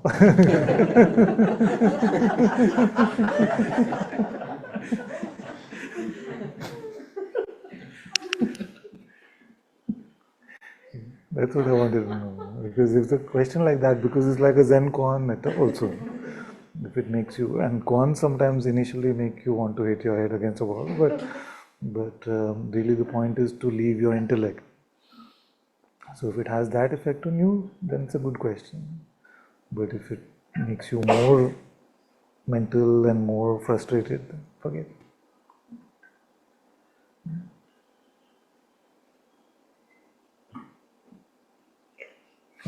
Something doesn't want to forget.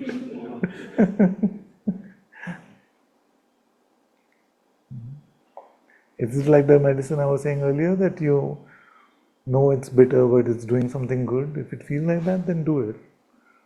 But if it's just causing irritation, just enough questions.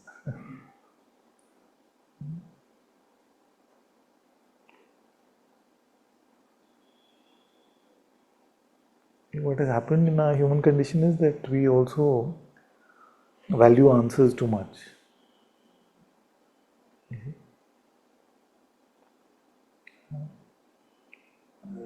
It's just like, I've used the example of the leaky roof. It's like our intellect keep pestering us. What about this? But what about this? What about this? And once you know this, you'll be done. You'll be done. Huh? Like, this is the final one. And then you get an answer, and you may get the answer from a credible source, or you may contemplate it yourself, you may find it true anyway, and then that roof seems to be plugged. You put the sealant on it, so it seems like, that's so freeing, and it does seem to provide that relief. You're not being pestered by the question anymore, so it feels good. But sometimes within a minute, and sometimes within a week, a new one comes. But if like that, then what about this? Because concepts are so tiny compared to truth, they may seem to provide us some momentary relief, but doesn't attack the true root of the problem. So it's just like an analgesic, but it's not fighting the infection. So don't value just the words of an answer a lot. If an answer carries the fragrance of love, if it carries the fragrance of God's light, then use it in that way to dive in. So maybe I could tell you where the question comes from, because the other day we were talking and you talked about deep sleep and rising out of deep sleep. And the way that you explained it, at least the way that it was registered here, is that Registered where? once But deep, registered where? I know you wanted to move on. okay, I'm going to share it. I'm It's gonna let you registered in finish. mind, but You know, so you said almost like deep sleep was aware of deep sleep, and also deep sleep. deep sleep was aware of deep sleep. I, without beingness, was aware of itself in deep sleep, and it was aware of itself coming out of deep sleep.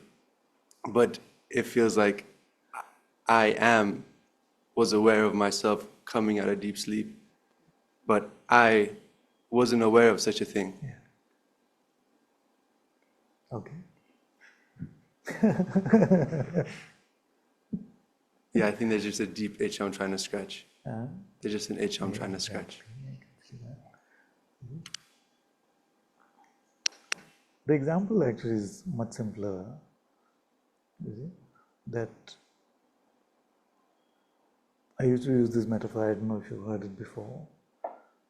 If this wall turned completely dark once a day, you see, and then it turned back to light, would the witness have to be there in both times to confirm that this happened to it? You see? Or could just like, the white is giving me some indication of the fact that it was dark, you see? But it doesn't give you any such indication. This waking state doesn't give you any such indication. So would the witness not have to be there throughout to say that it goes dark and then it goes light? Who is that witness? So the wall itself, we cannot say the dark wall was the witness of the dark wall. We can say, but in this case we are saying that I am aware that I went to sleep and I am aware that I woke up. Because if I went away, then I would not be timeless. I would just be phenomenal, because every phenomena comes and goes.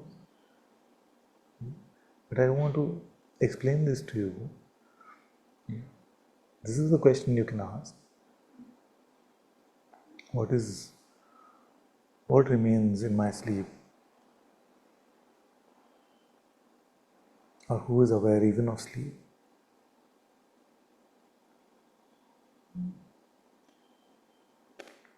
So what was your idea that once you're waking up, then at what point do you notice that that switch is happening? After the waking up happened or before?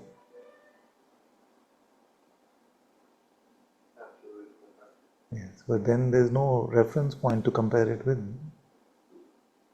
Do you know you went to sleep right now for 10 minutes? You don't know, you can't, but you can't deny it also. There's no reference point. You see, you would say, I don't feel like I went to sleep. You see?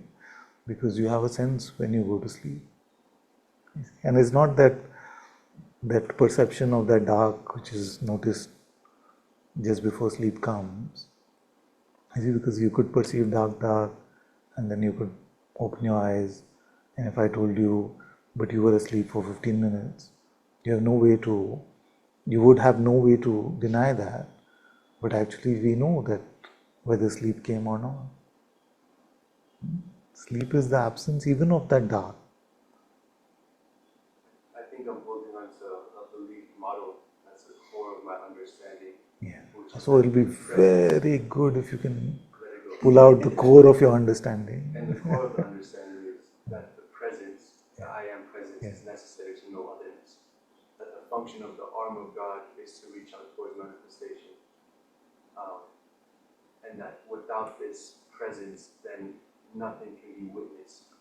But then Atma isn't a thing like anything outside, it's God's own son. So it's not really other yet.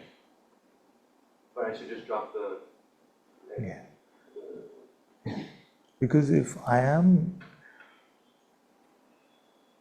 is like a bridge, you see, but it's also the light and the screen.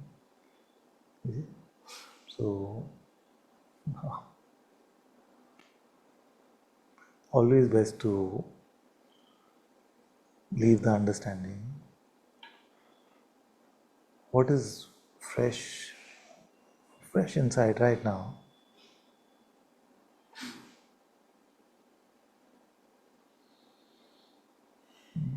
What is aware even of I amness? Is the amness inherent in that? What is your intuition telling you? So let me clarify the question again. The I that is aware even of the amness, the I amness, is the amness inherent in that? Or is it beyond am and not am, being and not being?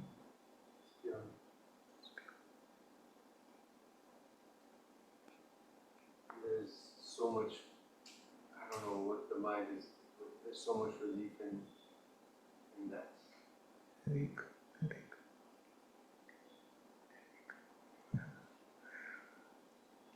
See, I'll tell you one thing also about contemplations in satsang, that if it seems like you're having to try, then you've gone with the wrong instrument. It's just holding on to something in a light hug. So,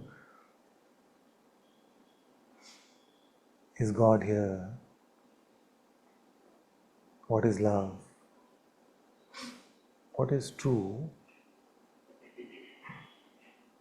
Any of these questions which are intuitive, you can't, there's no instrument to, to make it work better. You see, you can't make your intuition more dialed up than it is. You see? So, just to offer it up. And if you want a metaphor, to offer it up to the Guru within, and then can't say, do better.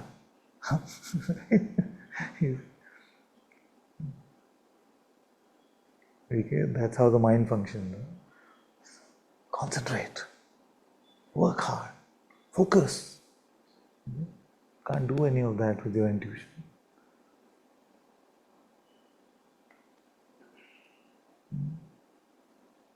You can't push it for an answer. You can't be demanding. Then none of your tantrums work over there. Nothing works. Just have to surrender.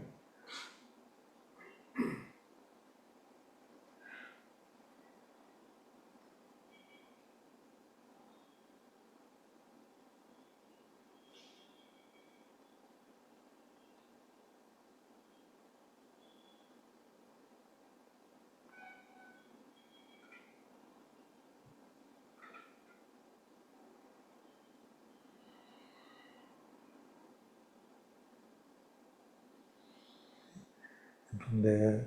In India, we have this beautiful wealth of scriptural knowledge called the Upanishads. That came from there.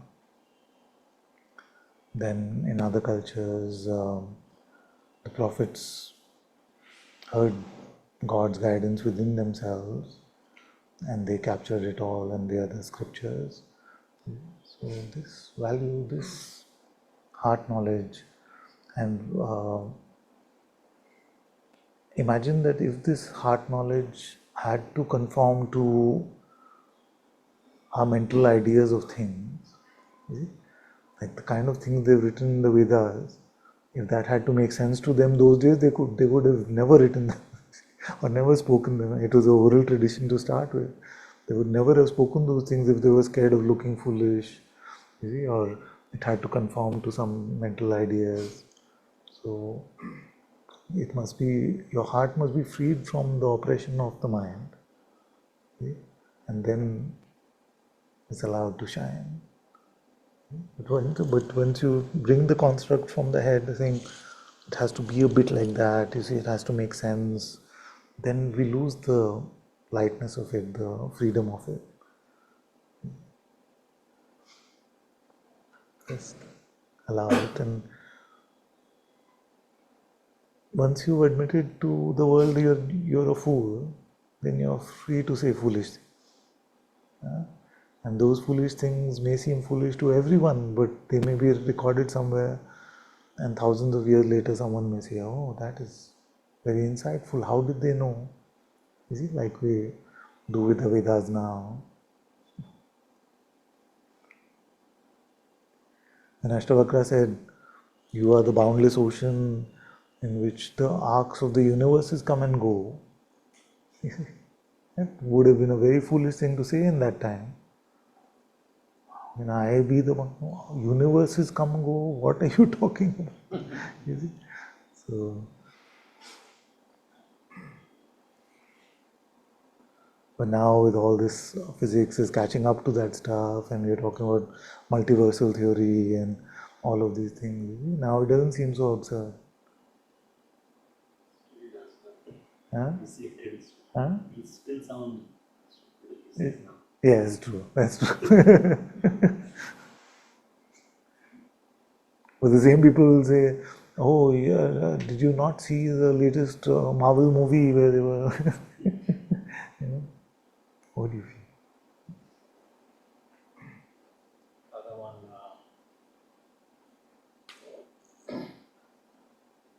There's a beautiful analogy that one cognitive neuroscientist uses on this free will stuff and many other things. Consciousness is all of us scientists are looking at your monitor, which is the manifestation, and claiming that by seeing the movement on the monitor, we can figure out what the computer is doing. Yeah. And it's just never going to happen.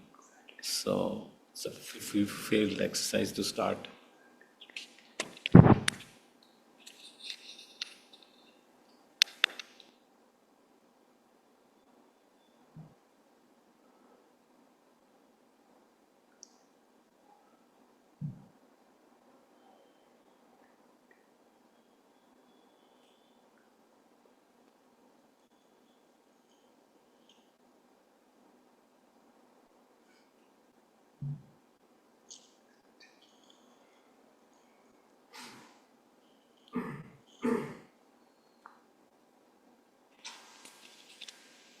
Father,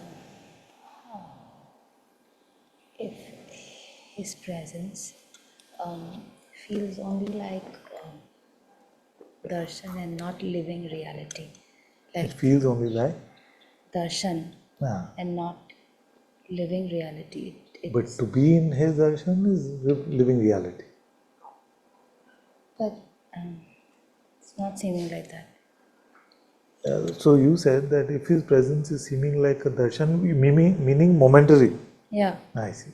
like it just Fleeting. fleeting for this. Now,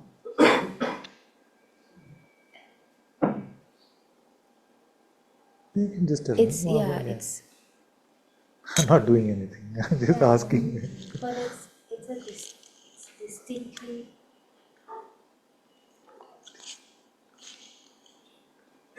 Is distinctly. It's distinctly different. It's very distinctly different. Now there is like more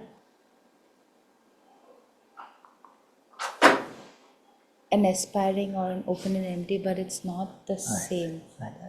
So This when the presence is there, then remember I asked one question whether it ever leaves us or do we leave it? Huh? So what contributes to its fleeting nature? Is it that we get tempted otherwise, or does he go? I've seen that I get tempted, and it's not. So then that is our sadhana, then that is our project. That next time when his presence is apparent, we don't leave. If he wants to leave, he can go. And everything then must happen, everything then that unfolds in the world must be included in his presence alone. Is it? In the sense that we are not leaving it. What is that? Kirtan, Madhave, Naina Chodu. What is that? It's a beautiful one. That come what may, and you may do whatever. You may leave if you want, but I am not leaving you.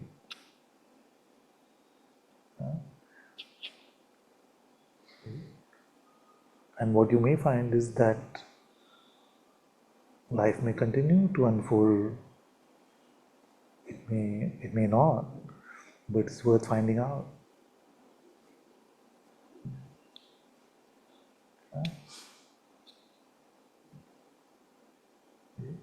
So, so to change the fleeting nature of the darshan, we have to stay.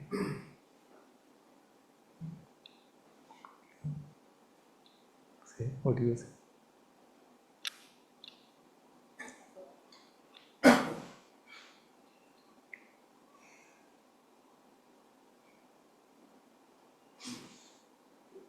There's no. And that is why it's important, sorry, but that is why it is important to, that's why I started calling it his presence rather than just beingness or consciousness, because otherwise it can seem like a scientific principle in operation. See? But actually it's his grace and his mercy. See? So otherwise we can say, okay, now every time I ask this question, can I stop being? It's going to be there only. See? So we make an it out of it. And I do that often as well, and I'm learning to change that. So once we realize that it's him and he's a living presence, his presence is a living being, then we don't treat it like like a heartbeat or something like that. That every time I look here, then the heart will be beating. No, we can't take it for granted like that. See? So if he's here, we must hang on for dear life.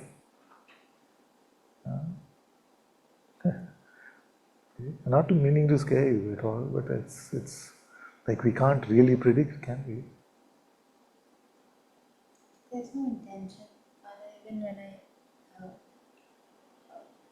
probably also when I was writing, there's no intent. There was never intention to even leave. Yes, but our going with belief is an intention to leave, not a stated intention, but it is an exchange. See, it is a value judgment that we make, saying that for now I am valuing this more than this. That is what we are all learning. We are all learning. So when I say I'm foolish, this is what I mean. But there are still times where I go with this and exchange that.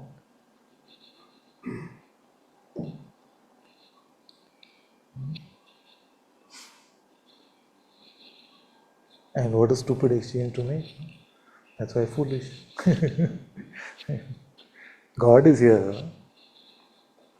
His presence is so palpable, apparent, so clear, it can only be Him. And yet the mind, some story, somewhere between, and we say, yeah. That is the whole game of the human condition.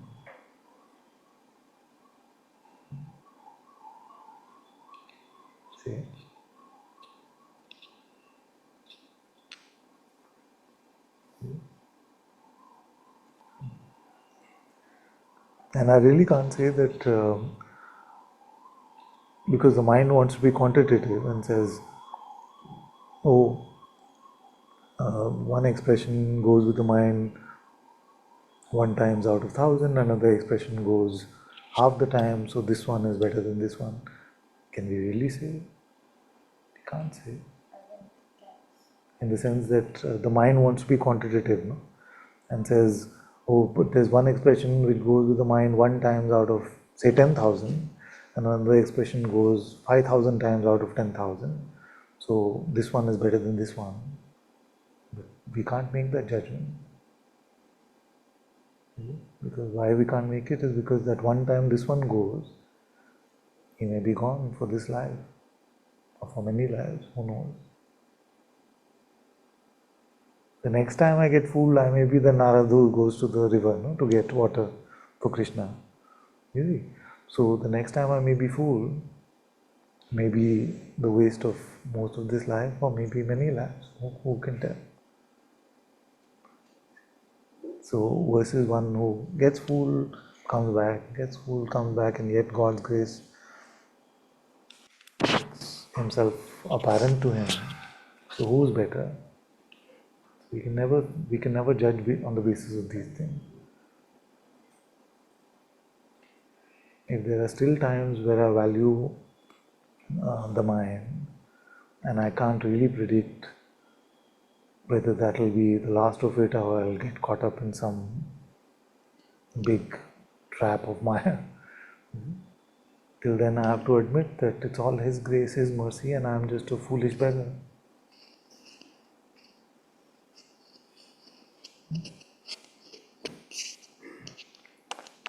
See, if a great sage, one of the greatest sages, a godlike sage like Narad could get trapped like that, then who are we? Are nothing.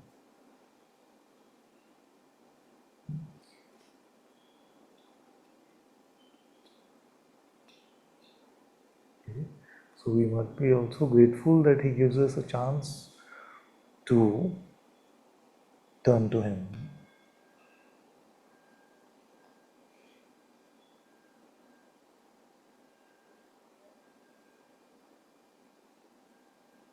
That we remember Him, we turn to Him. What a blessing it is.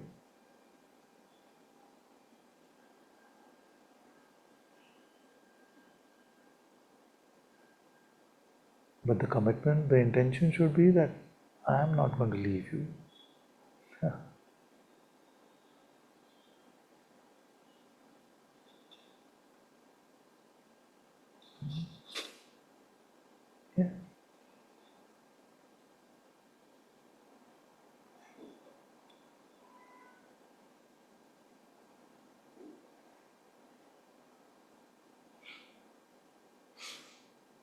So beautiful that His love and light,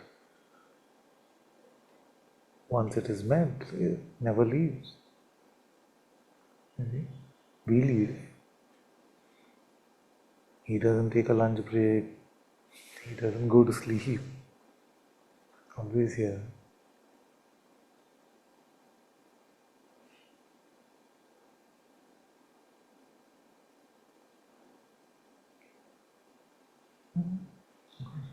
And He is the highest one.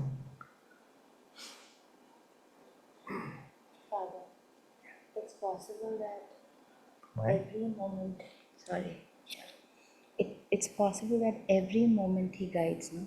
Like, Yes. Yes. And that's usually how it is.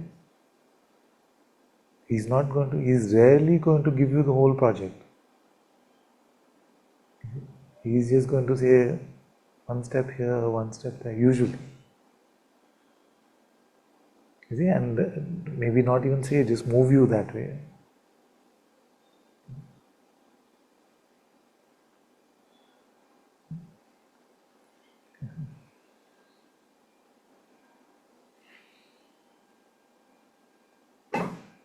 because you know when He guides you and when He tells you, and you also know when other time you've just left it. And those times you just aspiring, or you're just praying to. When you recognize you left it, then like the prodigal son Yeah. who's learned his lesson by now, we return home. Not the prodigal son who's leaving, but coming. All of us.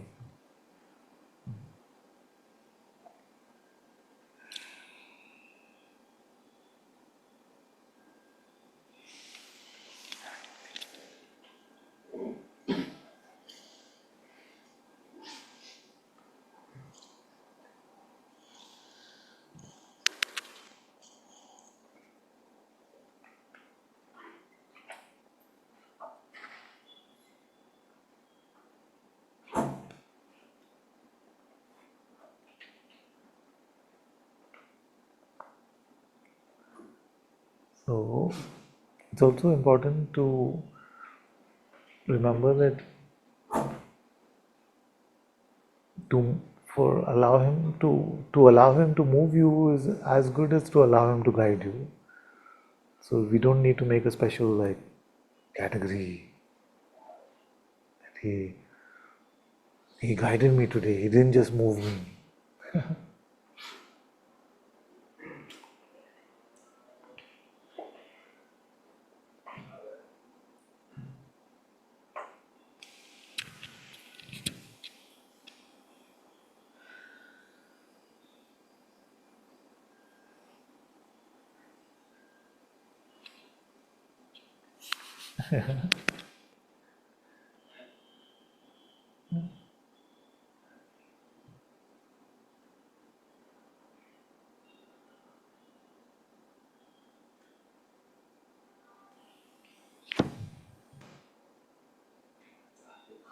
Huh?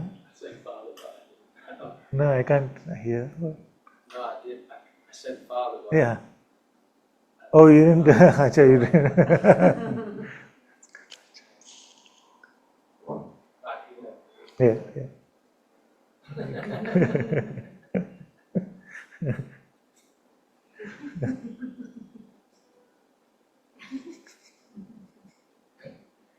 That's an example of him moving you.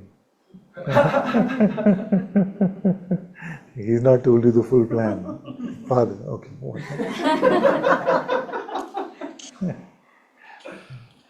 It happens like that. And the first time I went on the hot seat, it was just hand went up, and I just showed up over there and I was like, I don't know. In fact, I said, no, you have to help me with the first question because I don't know what I will do. Just move like that.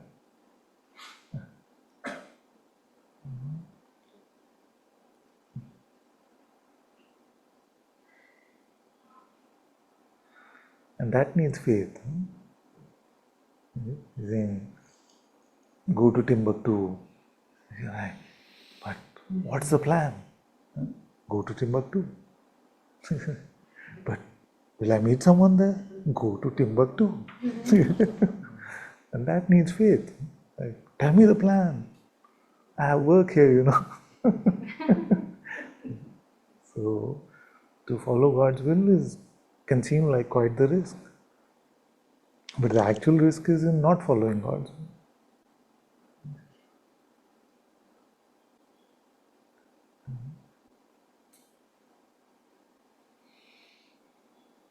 Good? Now, something is still unsettled. No?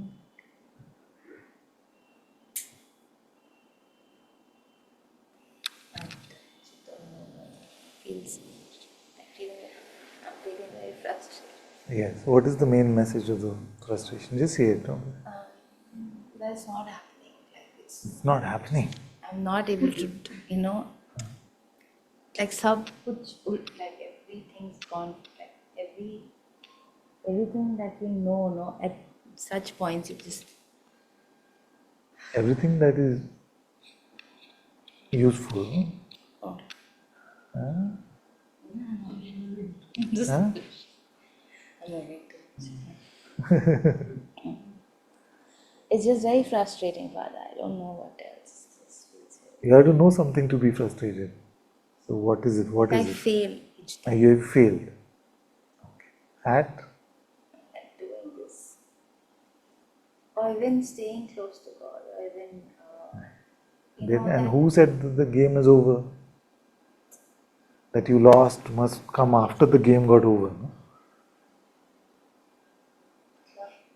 In the sense that if India is playing England in a test match, India can say we lost only after the match is over. No? So is the game over? no, but you keep saying that. Miss your I'm chance. saying right now is not too late, but tomorrow will be. So right now is the right now. Tomorrow will be the tomorrow. Right now, what is your job? To be empty for God, to love God, to make yourself available in His service, which means that to let go of my individual will, to let go of what I want, to be open to be moved by Him, to be guided by Him.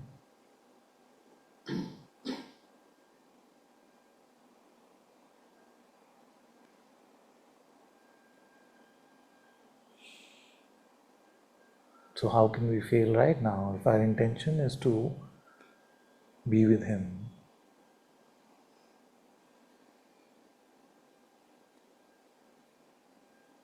Anyway, the one who could succeed must be kept as a failure only. Huh? Getting the sense of what I'm saying? Yeah. Because otherwise that one gets proud.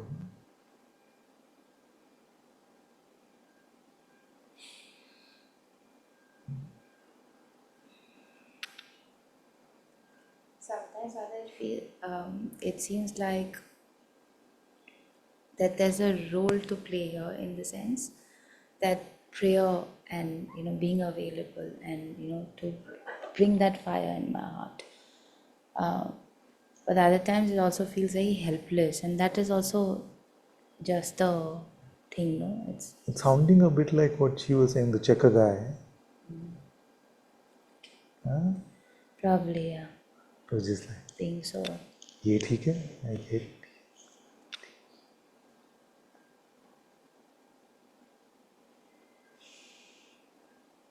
okay.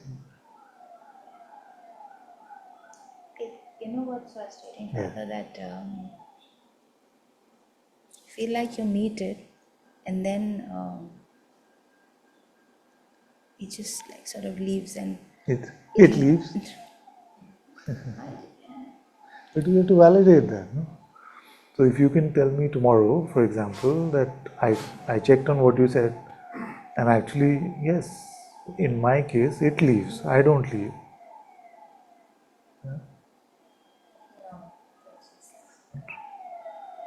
So he should be getting frustrated, or you should be? He should-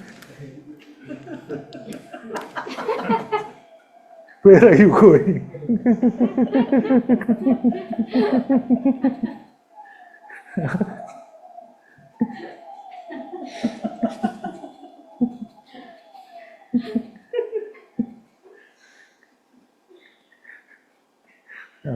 He should say, you said I want to be with you. You said I will spend my whole life in your presence, serving you, all of that. Here I am. And I keep coming and you keep going. This is very frustrating.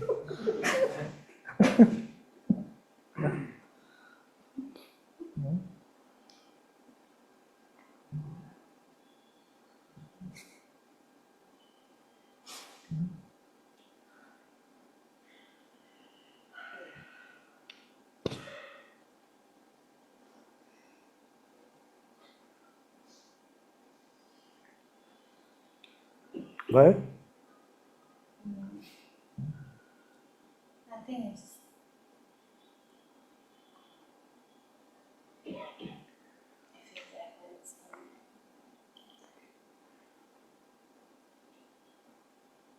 What changes is the effortlessness. Or maybe what changes is the effortlessness. Sometimes it feels effortless, sometimes it doesn't. yeah. And when we feel like it needs effort, we must make it. People can say that. Yeah, that's what I've always said.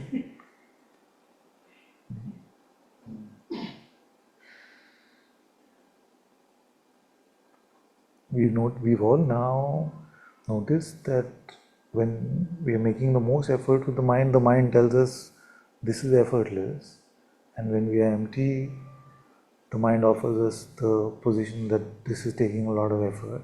We've seen the upside down nature of the mind. You see, because it can never be, in actuality, it is never effort to be empty. Yeah, just be empty. The effort is in grasping. Yeah. But because grasping seems natural in the mind's world, then it can seem like, oh, but this is natural, but to be empty, it's effort. So it's like addiction. When there's an addiction, then it can seem like it's effort to not pick up the smoke or whatever. So we must make the effort as long as it feels effortful. Father,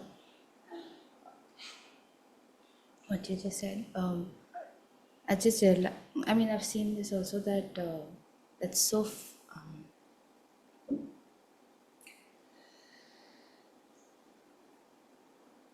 ever since I've come to you, no, Father,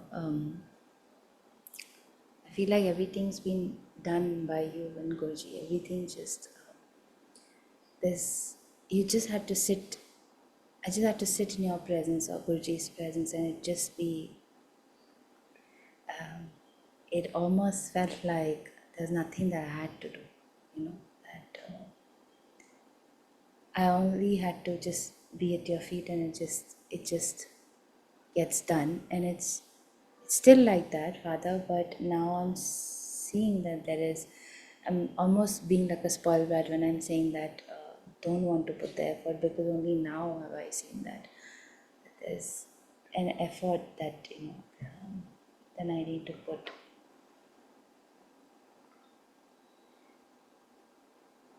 So this way is very... It's important to recognize one thing, and it is what I'm also recognizing, is that it is a fallacy that to come to recognition is the end game. To come to recognition is the beginning of our spirituality. So what happens naturally in the presence of satsang is the recognition seems easy, the truth seems apparent. But that is the beginning of our spirituality. Because it is not that Maya says, okay, I've lost, you win, bye. She may play harder.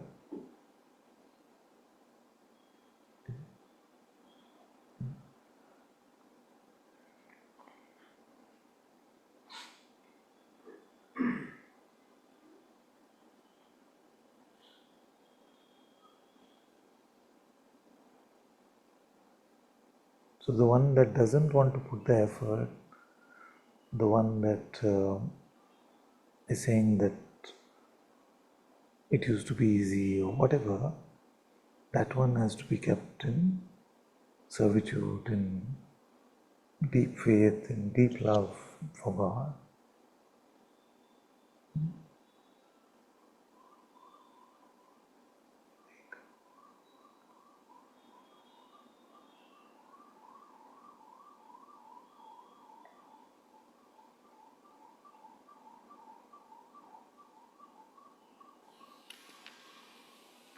One that doesn't like servitude must be made a servant of God.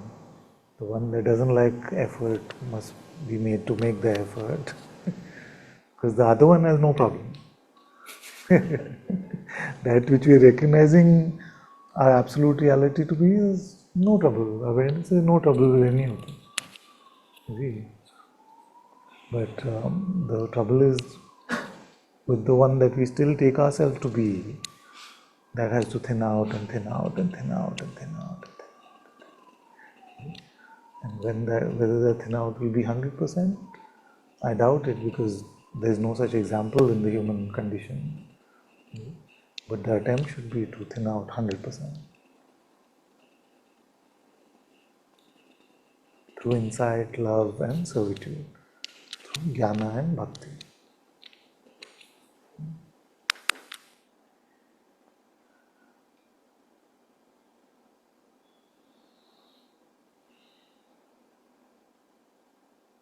Also, when the mind offers you like a narrative saying that this is your problem, you must question whether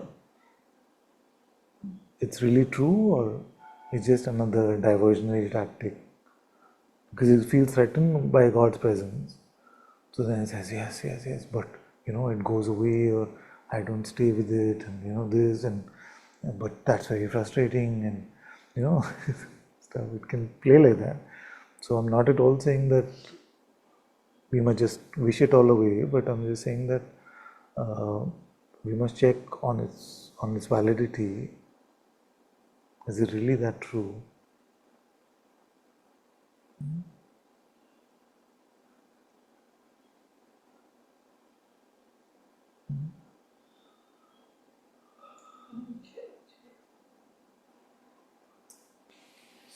This one who doesn't want to be the servant and who doesn't want to make the effort. So when we do the ADS, so at some moment you start seeing that one to not be true. I mean, you just see it as a thought. Yeah. That's correct. I mean, I'm not Of fooling course, in myself. any spiritual sadhana, whether it is inquiry, ADS, whether it is even selfless service, anything in devotional singing, you see that one is just not there, that one is just not true, you see. But and we enjoy that in some sense, but it always makes an appearance, you see, always comes back. So when it comes back, it tries to hold on to, I am the greatest, I am the highest, I am the master, I have got enlightened, I know, I am awareness, you see, all these kind of things. So, no, you are the servant of God.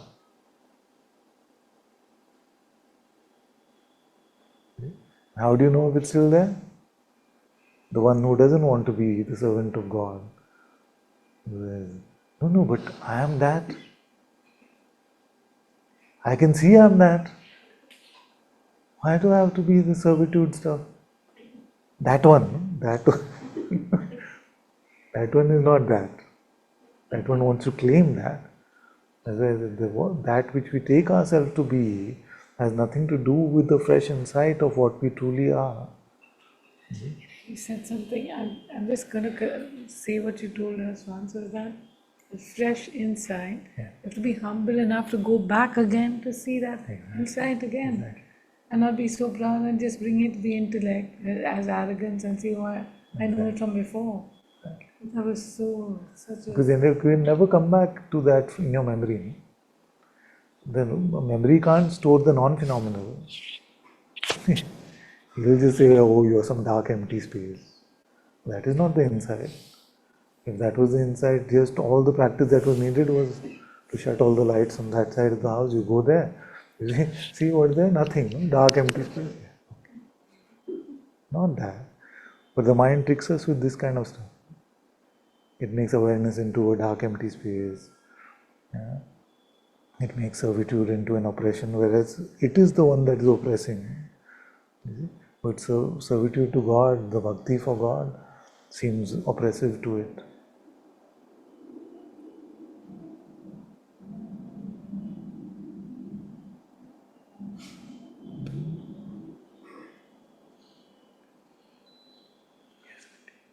When you say servitude to God, it's like keeping your heart empty, or Yes. To keep yourself empty of individual will and to be open to follow His will. See? So what is your will?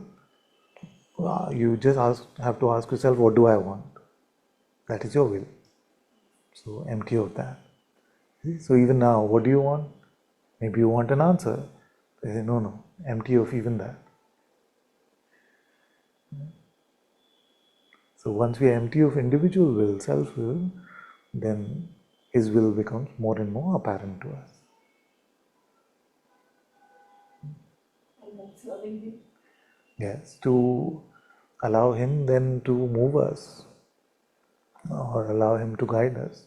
Initially, it may seem that his presence is always silent. You see? So you feel like he doesn't guide me, but you notice that in his presence also actions move, actions happen. Like the words of Satsang are shared in his presence. That is why they are the words of Satsang. So that is his following his will. But as we get used to being moved by him, you might start to notice that he may guide us also. It has a completely different perfume than the mind's oppressive, authoritative guidance. It is accompanied by unconditional love. Our truth does not vanish, but when we go with the mind, his presence seems to vanish, the absolute reality seems far-fetched. But when we are guided from the heart, this is still palpable, it's still tangible.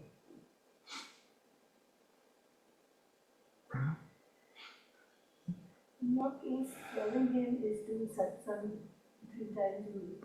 In my case, and I'm not such a good servant, I want to become better, is moment to moment follow his will, follow his what he wants to move me to follow his guidance alone.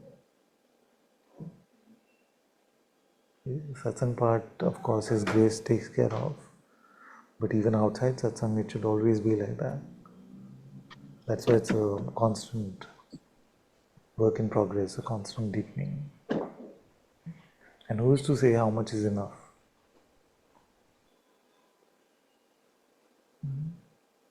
We don't have to necessarily share God's, talk about God to people. No. Share. Not necessarily.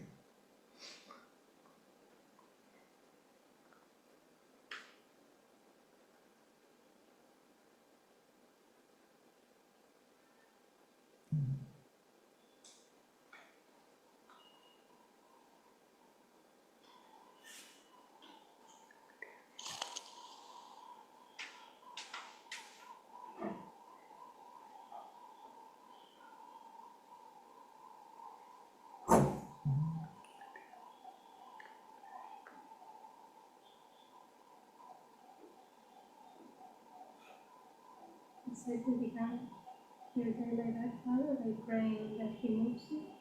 Huh? At one point you said something like that, if you began your day by praying. Yeah. He moves you. Yeah.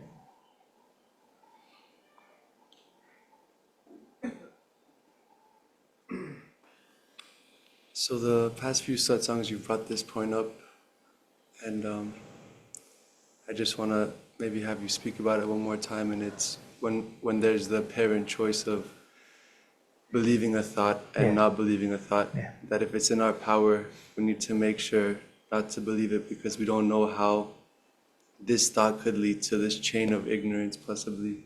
That Yes, because we give validity to one construct. You see? So if I give validity to the construct of tomorrow, for example, you see, then I may start planning all the day after, 5 years, all of that. See? Just needs one false construct to build a big false narrative. Yeah, like that. You know the Krishna and Narada story of. So I'll give you the short version because this throat is feeling a bit packed up now. But Narada is a great sage in Indian history, and Krishna, you know. So they were having a walk one time. So then Narada asks Sri Krishna, Lord, please tell me what is Maya. So Krishna says, I'll tell you, but my throat is a bit parched, so can you get me a glass of water from the river that we just crossed? You see? And so Narad says, of course. He goes and he's going to the river to fetch that glass of water. And as he's going there, he sees this beautiful woman who is bathing in the river, and his mind tempts him. It says, oh, your life would be so good if only you could have her. So, and then he goes there, and she's also interested in him, and he forgets about the fact that he went to the river to get water for Krishna. He forgets about Krishna because now he feels like his life is sorted. So he says, now if I could only marry her, then my life will be so happy. So he marries her, they have children, they have a house, they're living in that house, all of that happens. It's all happening next to the river. Then one day there's a great flood.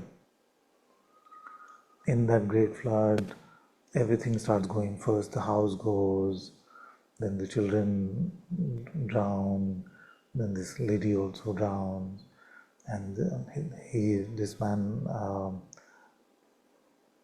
who no longer is a sage, of course, but he takes himself to be a householder, so he's in deep grief, saying, and he remembers God for the first time after that, and says, God, why have you done this to me? And I was a good man, and why did this happen? And then he remembered Krishna. And as he remembered Krishna, he remembered the whole chain of events. And he remembered that actually he was just talking to Krishna, and he went to get him some water, and all of this happened. So he rushed back to where he left Krishna, and he said, Lord, see, God, what happened to me? And what was all of this? I forgot about you, and I took myself to be this man, and all I wanted was these worldly attachments. And what was all this? What happened? So he said, Krishna said, you asked me about what is Maya, and I've shown you what Maya is. So you went through the whole cycle of Maya, and thankfully you returned to me. So that is the whole thing. So in that one thought that I should be with this woman, he forgot about God and everything. We don't know where that one thought leads us. So nobody can ever say that I am done, I am sorted forever. At best we can say that since I came to my Guru, it seems like the attraction of these thoughts is not what it used to be.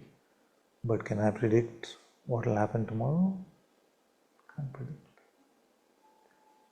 That's why we must give thanks, we must be grateful that we choose His presence, we allow ourselves to be in His presence instead of this compelling Maya. No? It is the most compelling creation.